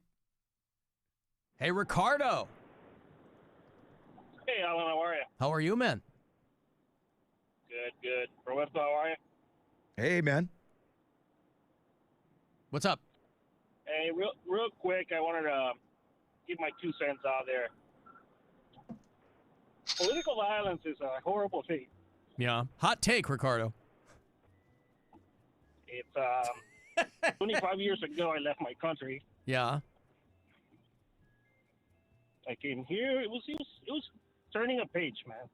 What? I forgot about all that. Remind me where you came from, Ricardo. Honduras. Right. I know that. The audience might not know that. Yeah. Yeah. Sorry about that.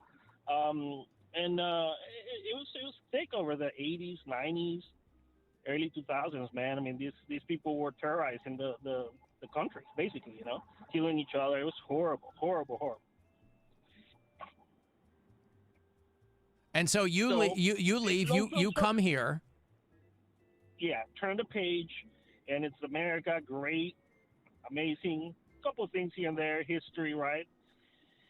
And this past year and change has been like, holy crap! It's like, what's going on over here? And then yesterday was a horrible day, and then today we're celebrating. I remember, it's never forget, right? Yeah. And then last night, Colbert said something that just made me realize that people don't know what's possibly about to happen. That political violence is a way of terrorism that people just don't know and they were never exposed to, if that makes sense, right? So if my words right here, right now, and to your words and the platform that you have, it's like people to understand this is it's not a good thing. It's not a good thing for generations to come, for history, for peace of mind. It's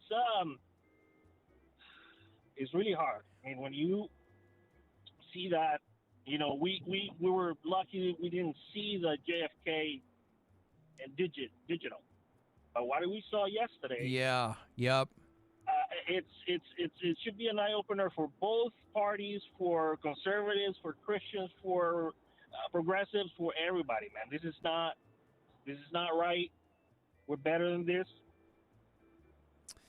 Well, yeah, and I agree with what you're saying, Ricardo. The trouble is that it's been a long time.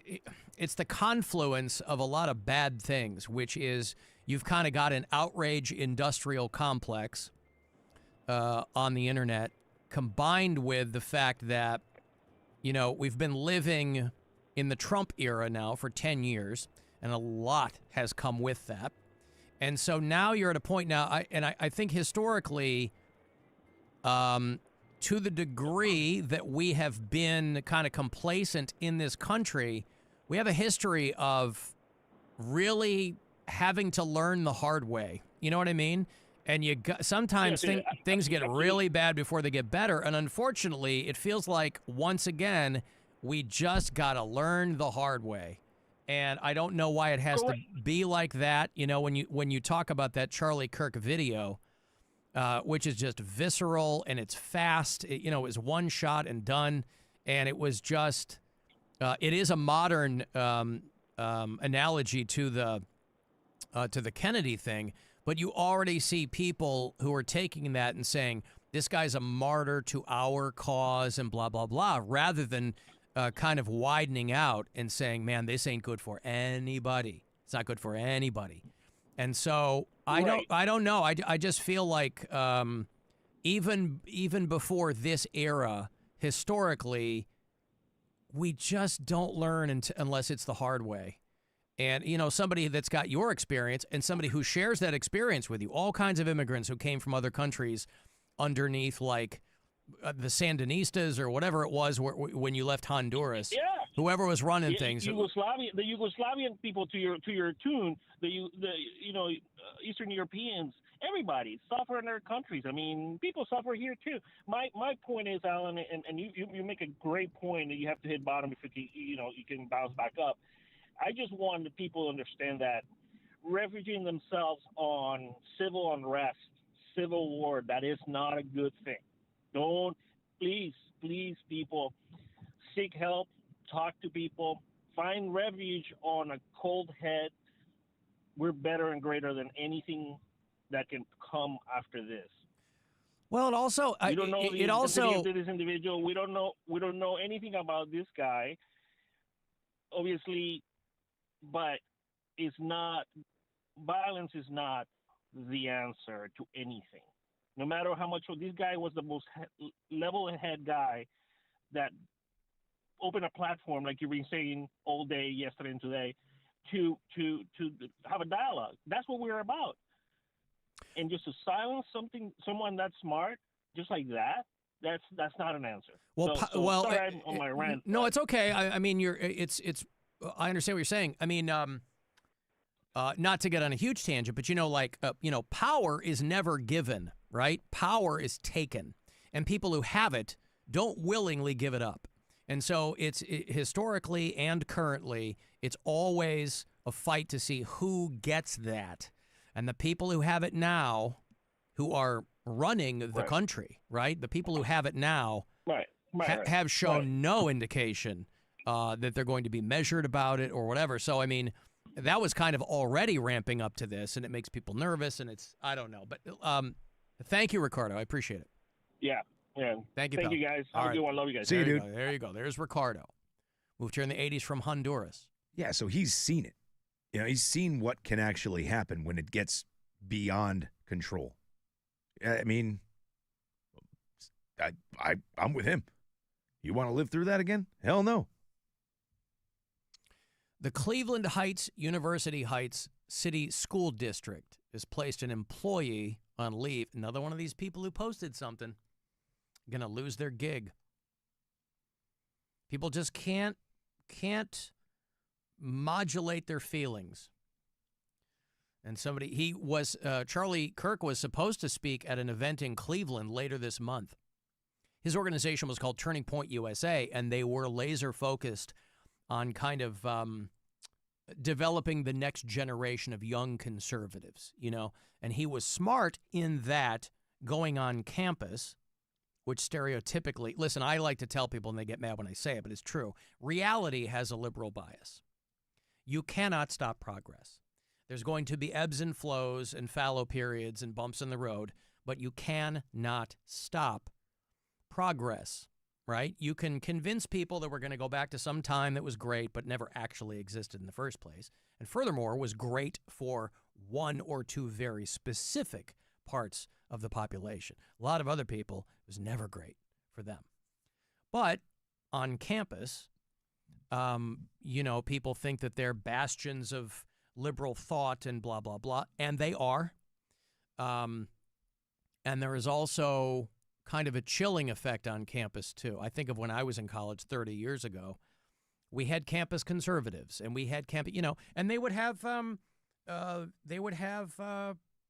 things in conferences and things like that.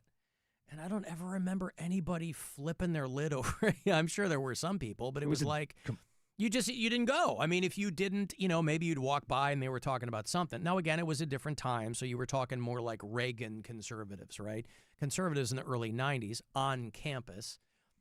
They look like day players from Caddyshack. You know what I mean? Like, it wasn't like it is now. Well, it was because it wasn't as divisive. Everyone was more to the center. Well, that's what I mean. It wasn't the internet really yet. It certainly wasn't social media. And I think you just hit the nail on the head right there. Social media is where this started to get much worse. No one will convince me otherwise because of the misinformation that goes out, the hatred that you can share in 2 seconds, right? And then groups just get together and they get bigger and they fester and everybody just feeds off of each other. 90% of the things you see, if someone's driving around with a Trump flag hanging off the back of their truck, it's not necessarily because they love Trump. It's to piss off the other side. And it's the same reason that you see the whatever bumper sticker you may see on someone who's on the complete opposite side. It's to piss people off. It's not a rallying cry. It's literally there for that purpose. Yeah, if your sole purpose is to troll people, and that's the problem. It's not. That's what everybody is using their public voices for now. Listen, man, back in the day, we could sit down. You had a forum. You could talk for 4 hours about whatever the hell you wanted to any day of the week. Now, everybody on the planet has access to do whatever the hell they want online and get it in front of people.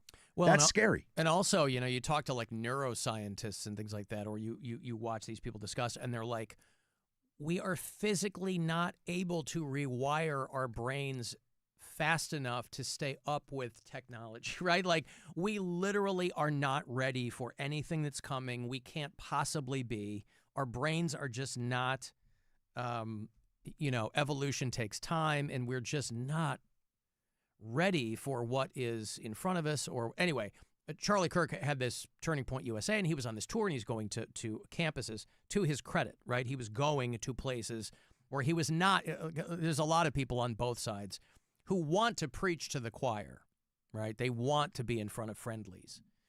And again, I didn't agree with anything Charlie Kirk ever said, but the way that he went about it was he'd go to campus, and he'd be like, well, let's debate me about it, right?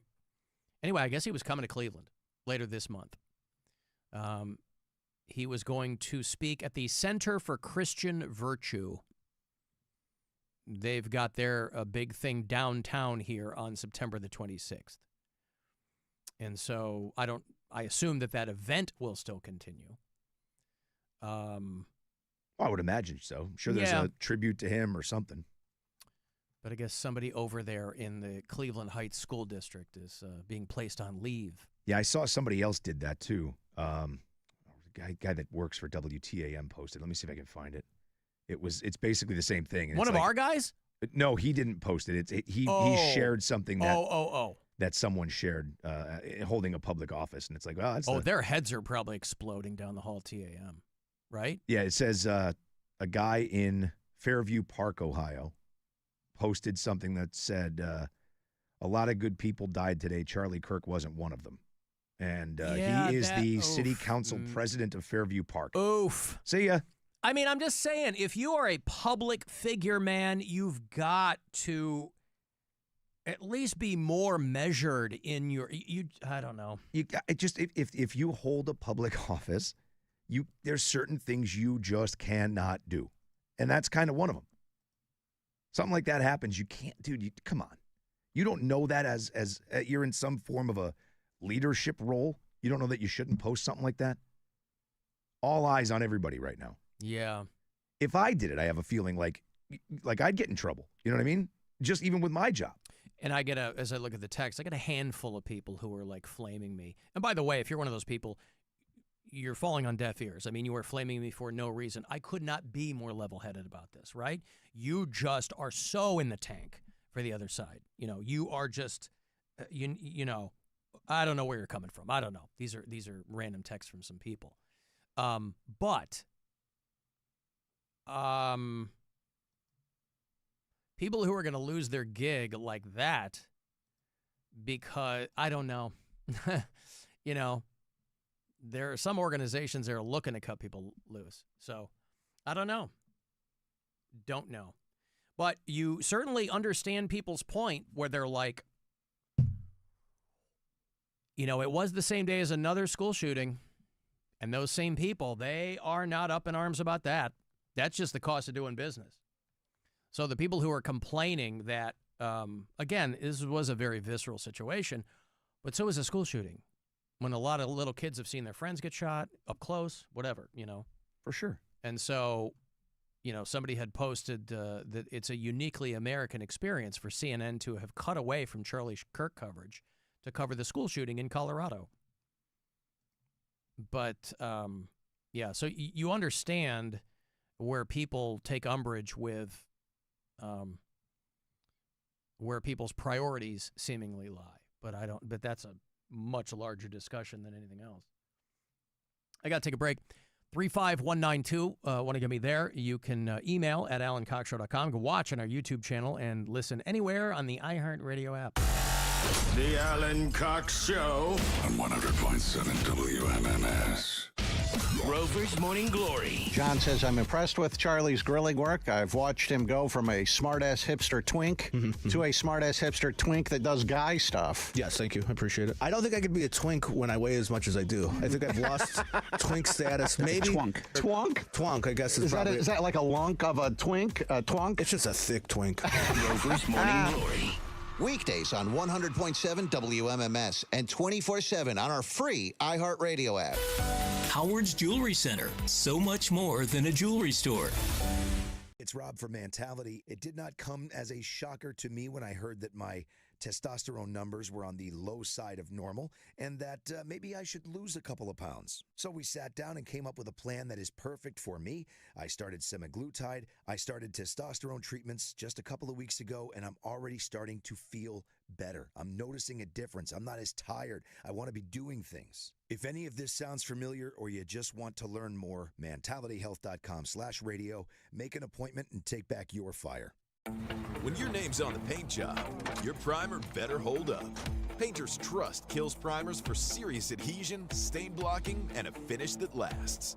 Now, the full Kills lineup is available exclusively at the Home Depot. Need it fast? Get same-day or next-day delivery, or order online and pick it up in-store. Kills primers. Pro results. Faster. The Home Depot. If you're a pro, you know. Hey, it's Crystal here for Hyundai of Bedford. This month only, they're offering 2 Elantras for $225 a month. That's 2 2025 Elantra SEL Sport models for $225 on a 2-year lease. And of course, you can lease 1 Elantra for half that payment. Every new Hyundai comes with owner assurance and America's best warranty. That's 10-year, 100,000-mile powertrain coverage. And if you need a little help getting approved, they've got your back. Get to Hyundai of Bedford on the Bedford Auto Mile or HyundaiofBedford.com. With approved credit, $49.99 down per unit plus taxes, fees. First month payment, 12,000 miles per year, ends 9/30. If you could hear Old Spice Fiji Antiperspirant, what would it sound like? First, you'd start with Fiji Antiperspirant's amazing scent of palm trees. Add pure notes of fresh coconut and layer on 24/7 odor and sweat protection. You won't hear any dyes or parabens because with Fiji, you won't have any. So while your regular antiperspirant sounds like this, Old Spice Fiji sounds like this. Sounds like it smells amazing. At Petiti. Hi, I'm AJ Petiti. Fall planting season starts now at Petiti Garden Centers with fresh fall mums, buy one, get one half off hydrangeas, and 50% off roses and upright arborvitaes. Petiti's, celebrating our 10th location in Bath Township. Your family. They make you laugh, make your day, and make a mess. For over 65 years, families have trusted Coit for clean, healthy homes. Our certified technicians use custom methods to deep clean just about everything. Air ducts, flooring, furniture, tile and stone, even window treatments, all backed by our 100% satisfaction guarantee. Clean as new. That's the Coit commitment to you and your family. Call 1-800-FOR-COIT today to schedule your Coit cleaning and save 25%. You can stream the game on your phone while you're gardening. You can stream it while you walk the dog. You can stream it at a trampoline park. You can even stream it at a monster truck rally. But the second you get behind the wheel, the game's over. Remember, Ohio, phones down. It's the law. Oh, Mr. Gecko, is it true what they say about Geico's emergency roadside service? I'll own up to it. Yes, it's all true. You mean to say Geico's emergency roadside service really is 24/7? And it's available on the phone or app. It's all part of getting more with Geico. I don't mean to be rude, but could I scooch past you all? You're standing in the way of my yoga class. One more, Mr. Gecko, the fans must know. Why yoga? Well, it helps in my posture. It's my back. It ain't what it used to be. Get more than just savings. Get more with Geico. Actual price will depend on product and subscription plan. Featured products are compounded drug products, which the FDA does not approve or verify for safety, effectiveness, or quality. Prescription products require an online consultation with a healthcare provider who will determine if appropriate. See website for details, restrictions, and important safety information. Want a boost in and out of the bedroom? Hims has you covered. Introducing a new 2-in-1 approach to level up your game. Tadalafil for better bedroom performance and zinc for testosterone support. Put it all together and you've got what you need to turn things all the way up. Getting started is simple. Just go to hims.com/radio to start your free online visit. Through Hims, you can access ED treatments including pills, chews, and more. 100% online. No office visits, no pharmacy lines. Just fill out a simple intake form and a licensed medical provider will determine if treatment's right for you. If prescribed, it ships free and discreetly to your door. Find affordable treatment options at up to 95% less than brand names at hims.com/radio. That's hims.com/radio. HIMS.com/RADIO. America's #1 app for radio is iHeart. Live radio, trusted DJs, breaking news, live play-by-play, plus the station you're listening to right now, anytime, anywhere. Join the millions who already have it. Open the free iHeart Radio app today. The #1 app for radio. Hey, it's Alan. Join us for Bud Light's Round 1 football face-off tournament and our pregame party Sunday at Teams in Middleburg Heights from noon to 2. One local winner qualifies to win a trip to Las Vegas to compete in the finals for tickets to the big game in San Francisco in 2026. I'll see you there Sunday. Details at WMMS.com.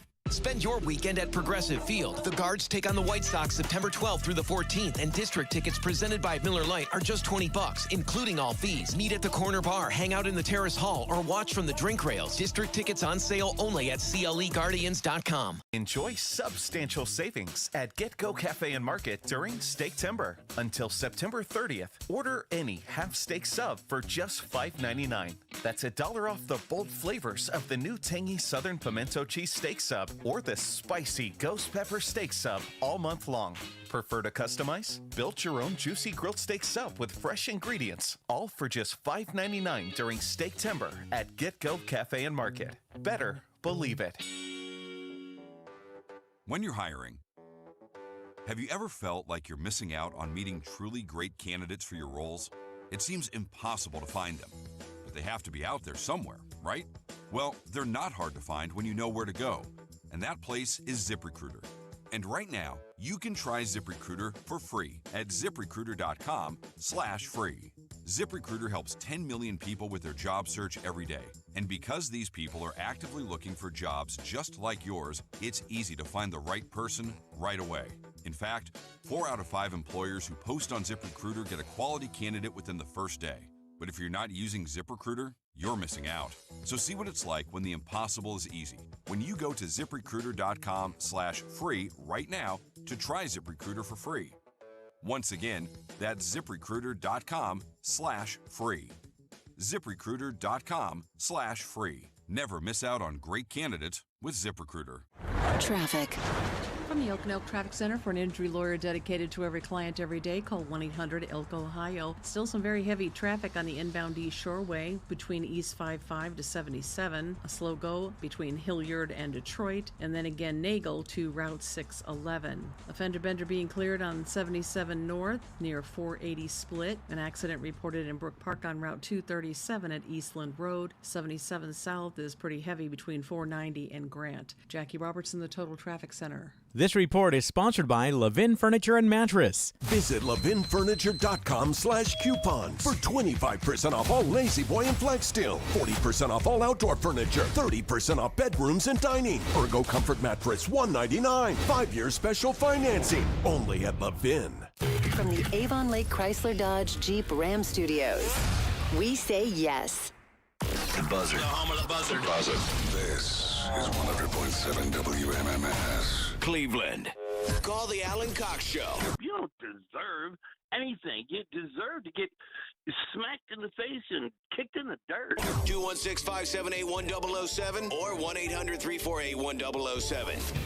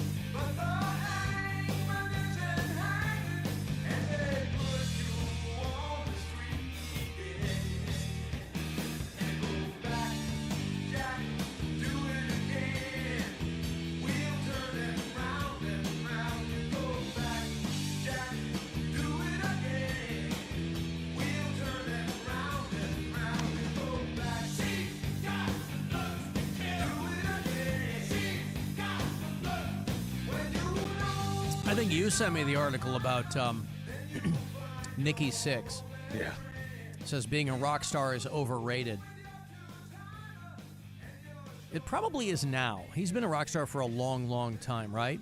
And he had the kind of fun that everybody dreams about when they're 22, 23 and in a white-hot band. But the guy's like, what is he? He's 66 now. I just remember years ago,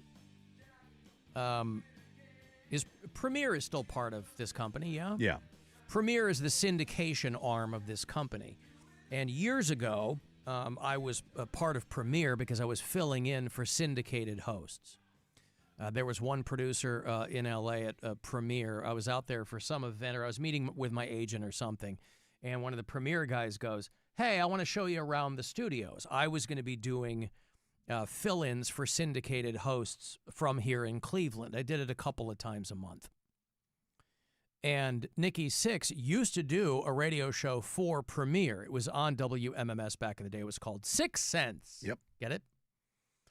With our friend Carrie Kasem, Casey Kasem's daughter. And I go back a ways with Carrie, and she's great.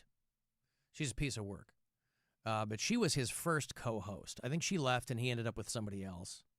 I don't remember who that was, but he used to do a show called 6 Cents. It was just him cutting things in between songs. Whatever, it's fine.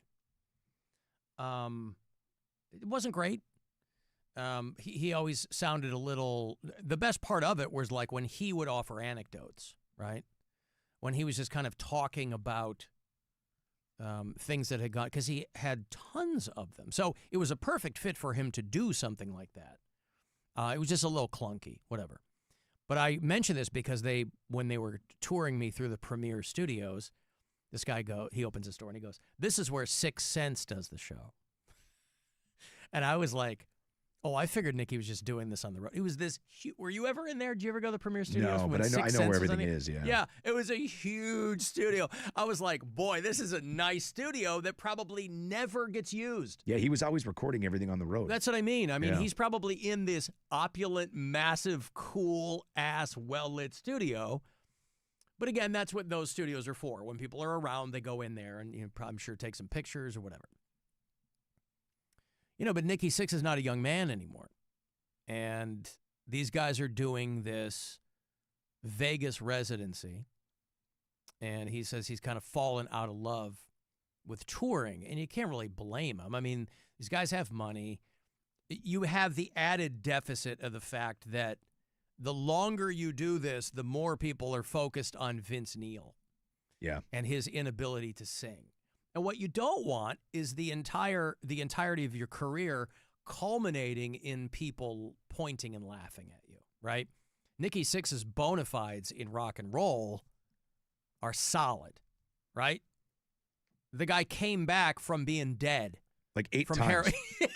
Yeah, like he was dead for 2 minutes. And so these guys like old school rock star stuff. They might be one of the last bands to do that, right? Like, they're the heir apparent in that regard to Ozzy Osbourne. Ozzy back in the day, the first time I ever saw Motley Crue was when they opened for Ozzy Osbourne. I should say the only time I've ever seen Motley Crue. So I got him when you wanted to see him.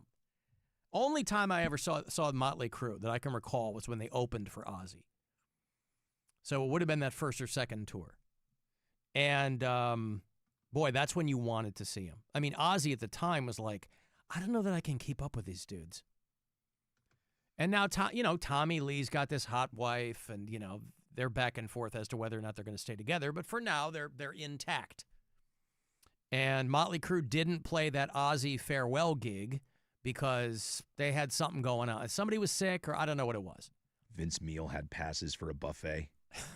Couldn't skip that. Personnel issues, right? And these days, you don't have to. Again, they've made their money. If you're an up-and-coming band, you got to tour. You're not making money selling records. You got to tour. And, Nikki Sixx is to the point where he's like, I can be creative anywhere. Whatever. I just don't want to do the road anymore. And so they start this Vegas residency tomorrow night.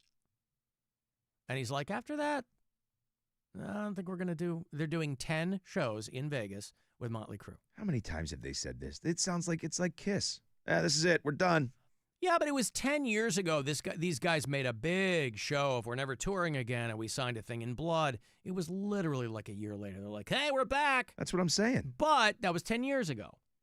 You fast forward to now, when the guy's, pushing 70, I could see him going, I don't want to, He's got grandkids, for God's sake. Yeah.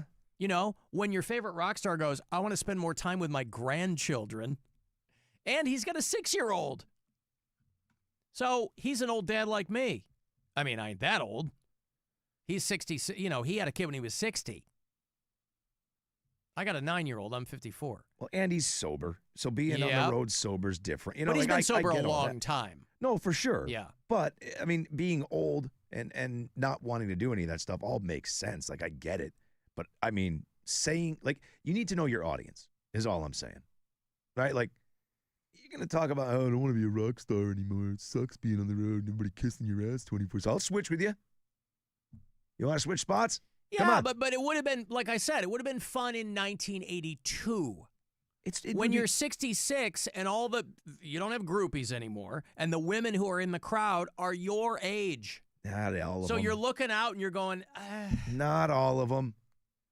Tommy still asks women to dump him. It's not all older people. Yeah, but isn't it, though? I mean, if your mom takes you to a Motley Crue show, you're there to hang out with your mom, not because you love Motley Crue. Yeah, but I think maybe you're into them. I mean, listen, I said last night, I was surprised at the Deftones show. What a broad audience that was, demographically, age-wise, right? A lot of women. A lot of women. Yeah, like a lot of black college girls.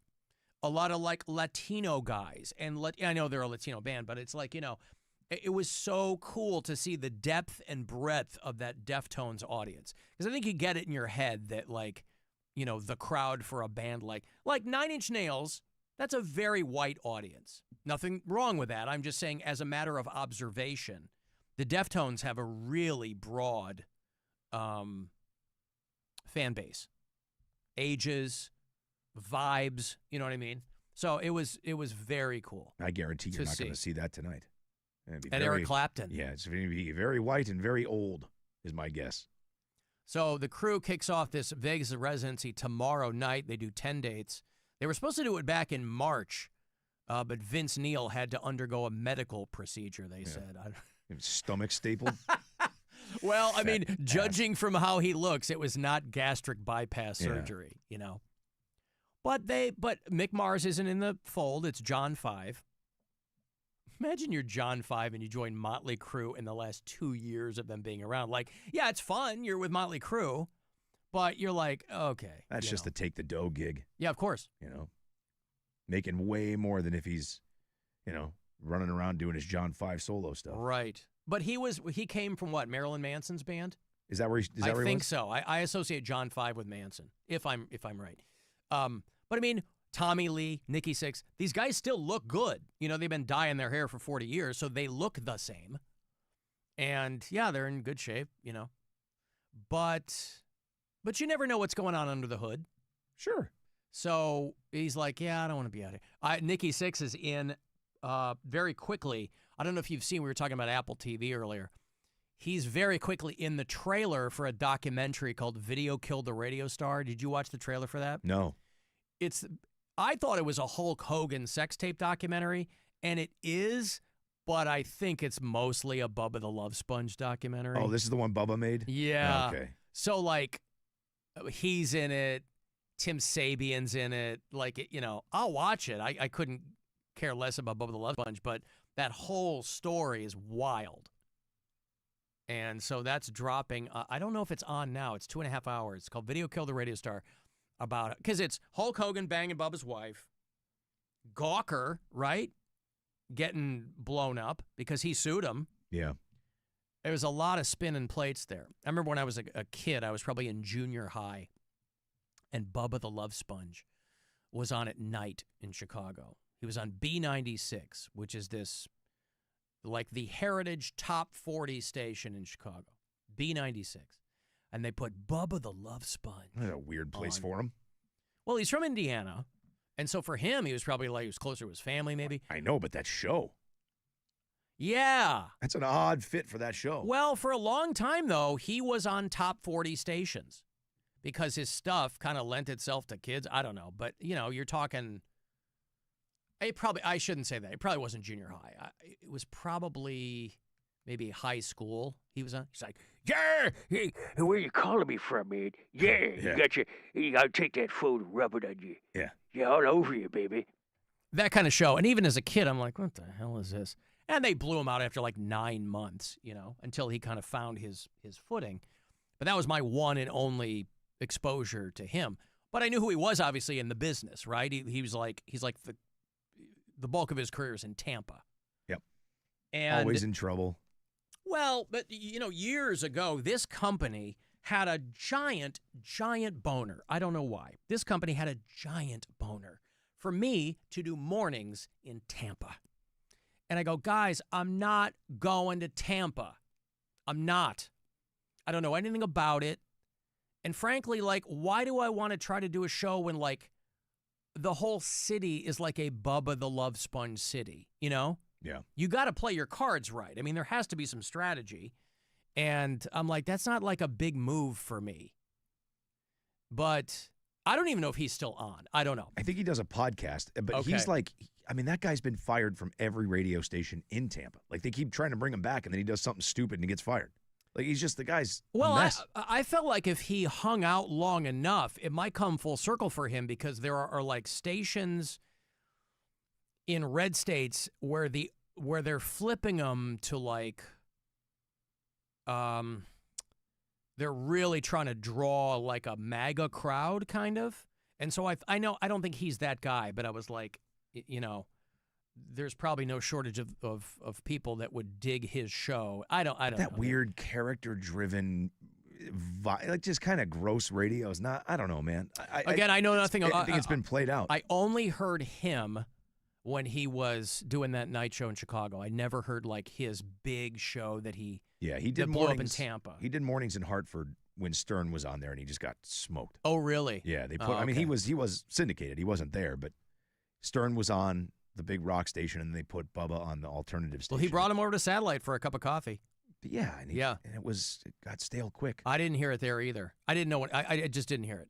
But obviously his reputation preceded him. Anyway, Nikki Sixx is briefly in the.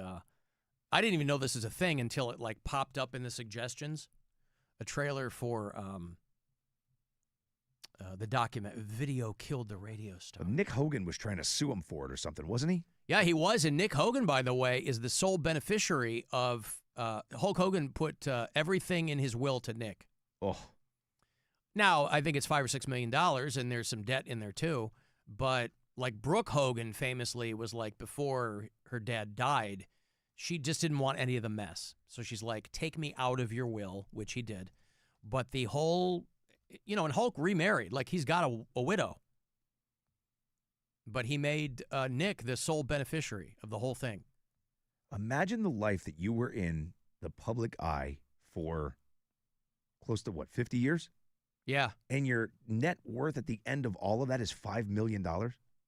Well, he had like medical bills. He had some bad investments. He got like crypto, whatever. I think his widow is filing. She's hoping to get rich off a malpractice lawsuit. She filed a lawsuit against the hospital that did some neck surgery on him. And she contends they screwed it up. And that's why his health declined so rapidly. And that's why he died, was because of that. And I'm like, the guy was a professional wrestler. These guys couldn't do magic on his neck. Now, what do I know? And so there's going to be some infighting there. But the documentary, I think it has like the sex tape scene in it. I'm sure it does. I don't know. But it's over there on Apple TV called Video Killed a Radio Star. But, yeah. And so there's fighting between Linda Hogan, who, the kid's mom, his first wife, and the new wife. And the Brooke is like, I don't want to be in any of this. I don't, my dad and I were in an okay spot. I love him. I don't want to be a part of any of this. And so, yeah, Nick Hogan was trying to get the documentary 86th. But I'll watch it. Be entertaining. I'm enough of a radio nerd where it would probably be, entertaining to watch. John 5 was with Rob Zombie, somebody said. Oh, maybe who am I thinking of? Ginger Gacy? Marilyn Manson had all those people, right? That they all had different names. He was Marilyn Manson. There was another guy, they all had serial killer names. John 5, when he left David Lee Roth's solo band and joined Marilyn Manson. Okay, so he was with the Rob Zombie, but I think of him from that OG Manson band. David Lee Roth solo band. That's so good. Yeah. Dave, are you a fan still of John 5? Yes, I am. All right. Cool. You guys probably have some stories, don't you? I'll tell you all about it. Hey. When he would rip into those solos, you must have just had an amazing reaction. Woo! Mm-hmm. Dave, you look great. Have you been doing a lot of cardio? Oh, God, I'm running. Oh, yeah.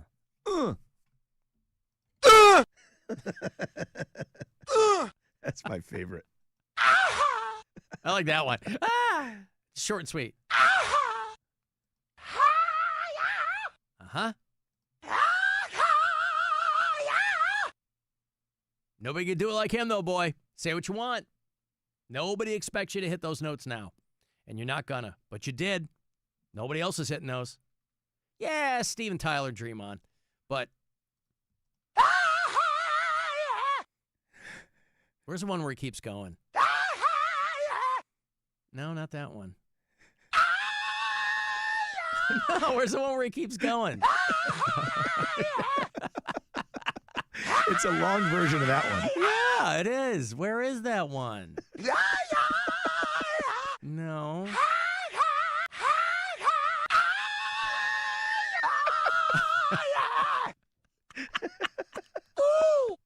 I like that one too. I thought we had a long one of him doing that.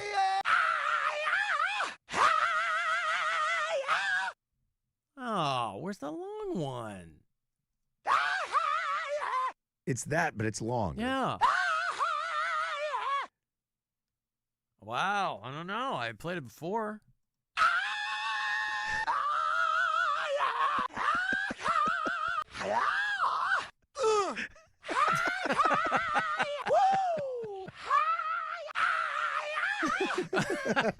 I don't know.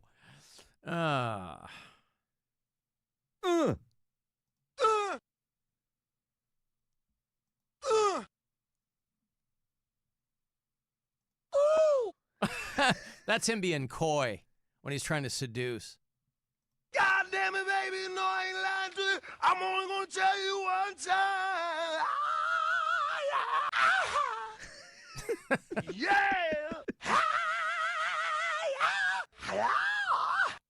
Oh, I That's like a good that one, too. Yeah, that's a good one. Man. Alan, I know it's just bad news all the time, but there's an active shooter at UMass. Oh, great. It's your neck of the woods, yeah? Yeah. UMass Boston deemed all clear after reports of shots fired. School cancels classes. UMass Boston? Yeah. All right. I lived closer to UMass Amherst, but that's the main one, yeah? Amherst? Yeah. No ongoing threat to anyone on campus. Reported to be all clear after a report of shots fired prompted a large police response earlier this afternoon. I mean, it's Boston. I mean, there's shootings in Boston every day. Yeah. That's probably making press because it was close, but. Well, it's also one of those things, too, where both my older kids were still at Michigan State when they had a school shooting, and a number of kids died. And so that was like a full-on legit thing a couple of years ago. Both my kids were, hunkered down in various buildings on campus because they didn't know what was going on. So it was real touch and go. And it was, but at least, you'll get alerts on your phone on campus, right? Yeah. That's a sad development of modern day life, too, is that when you go to college, they go, and here's the app, if anything, if there's an active shooter situation. Oh, for sure. Here's where you get your alerts. And you're like, womp, womp. Oh, we got to go. Boy, look at the time, Rob. You've got to get thee to the Clapton show. I got to grab something to eat first, maybe a little drink on East 4th, and make my way over. Nice. I should play you out, by the way, with your favorite Eric Clapton song. Oh, Jesus. Thank you. Yeah. Ow. All right, everybody. I don't know what I'll do with myself if he doesn't play this. I know. I bet I know what you'll do with yourself. Nothing. You'll have a great night if he doesn't play that. Where can people get you in the interim? WMMS Rob on Instagram. If they want to see you documenting the evening's concert, that's where they would go? That's right. If I remember to take my phone out of my pocket, yes, that's exactly where you go. Does he have an opener? I haven't heard anything about somebody supporting him. I just heard 7:30 show starts. I have to assume a lot of times with these old dudes, man, like they want to go on early and get the hell out of Dodge. Right. You know what I mean? Like he's probably done at 9. See ya. Right. He wants to be in bed in the hotel, feet under the comforter. Yeah, look, by I'm 9 p.m. I can't wait. Okay, good. I'm Alan Cox Show on your platforms. This show available for you wherever you get your podcasts. If you opt for the iHeartRadio app, there's a red microphone talkback button. You can drop us messages there. The After Hours line is always available for you, too. You want to drop voicemails. That number is 216-986-8903. And you can email me for anything. I sent out more Alan Cox Show stickers this morning. If you need those, hit me up. That's just alan@alancoxshow.com. Guardians baseball, little over an hour away. 7:15 is first pitch. Pre-game underway on the buzzer around 6:45. We will talk to you again tomorrow around 2 o'clock. Thanks very much for hanging out. I'll see you in hell. Just before we go, I'm going to go to the bathroom for a bit. Not to cry about you leaving, but just to take a huge dump. So if you hear any crying from the bathroom, not about you. It's the dump. Be careful of what you say. Be careful in every way. Be careful of what you do. Big Brother is watching you. Be circumspect and discreet. Stay light on your mental feet. One slip and you know you're through.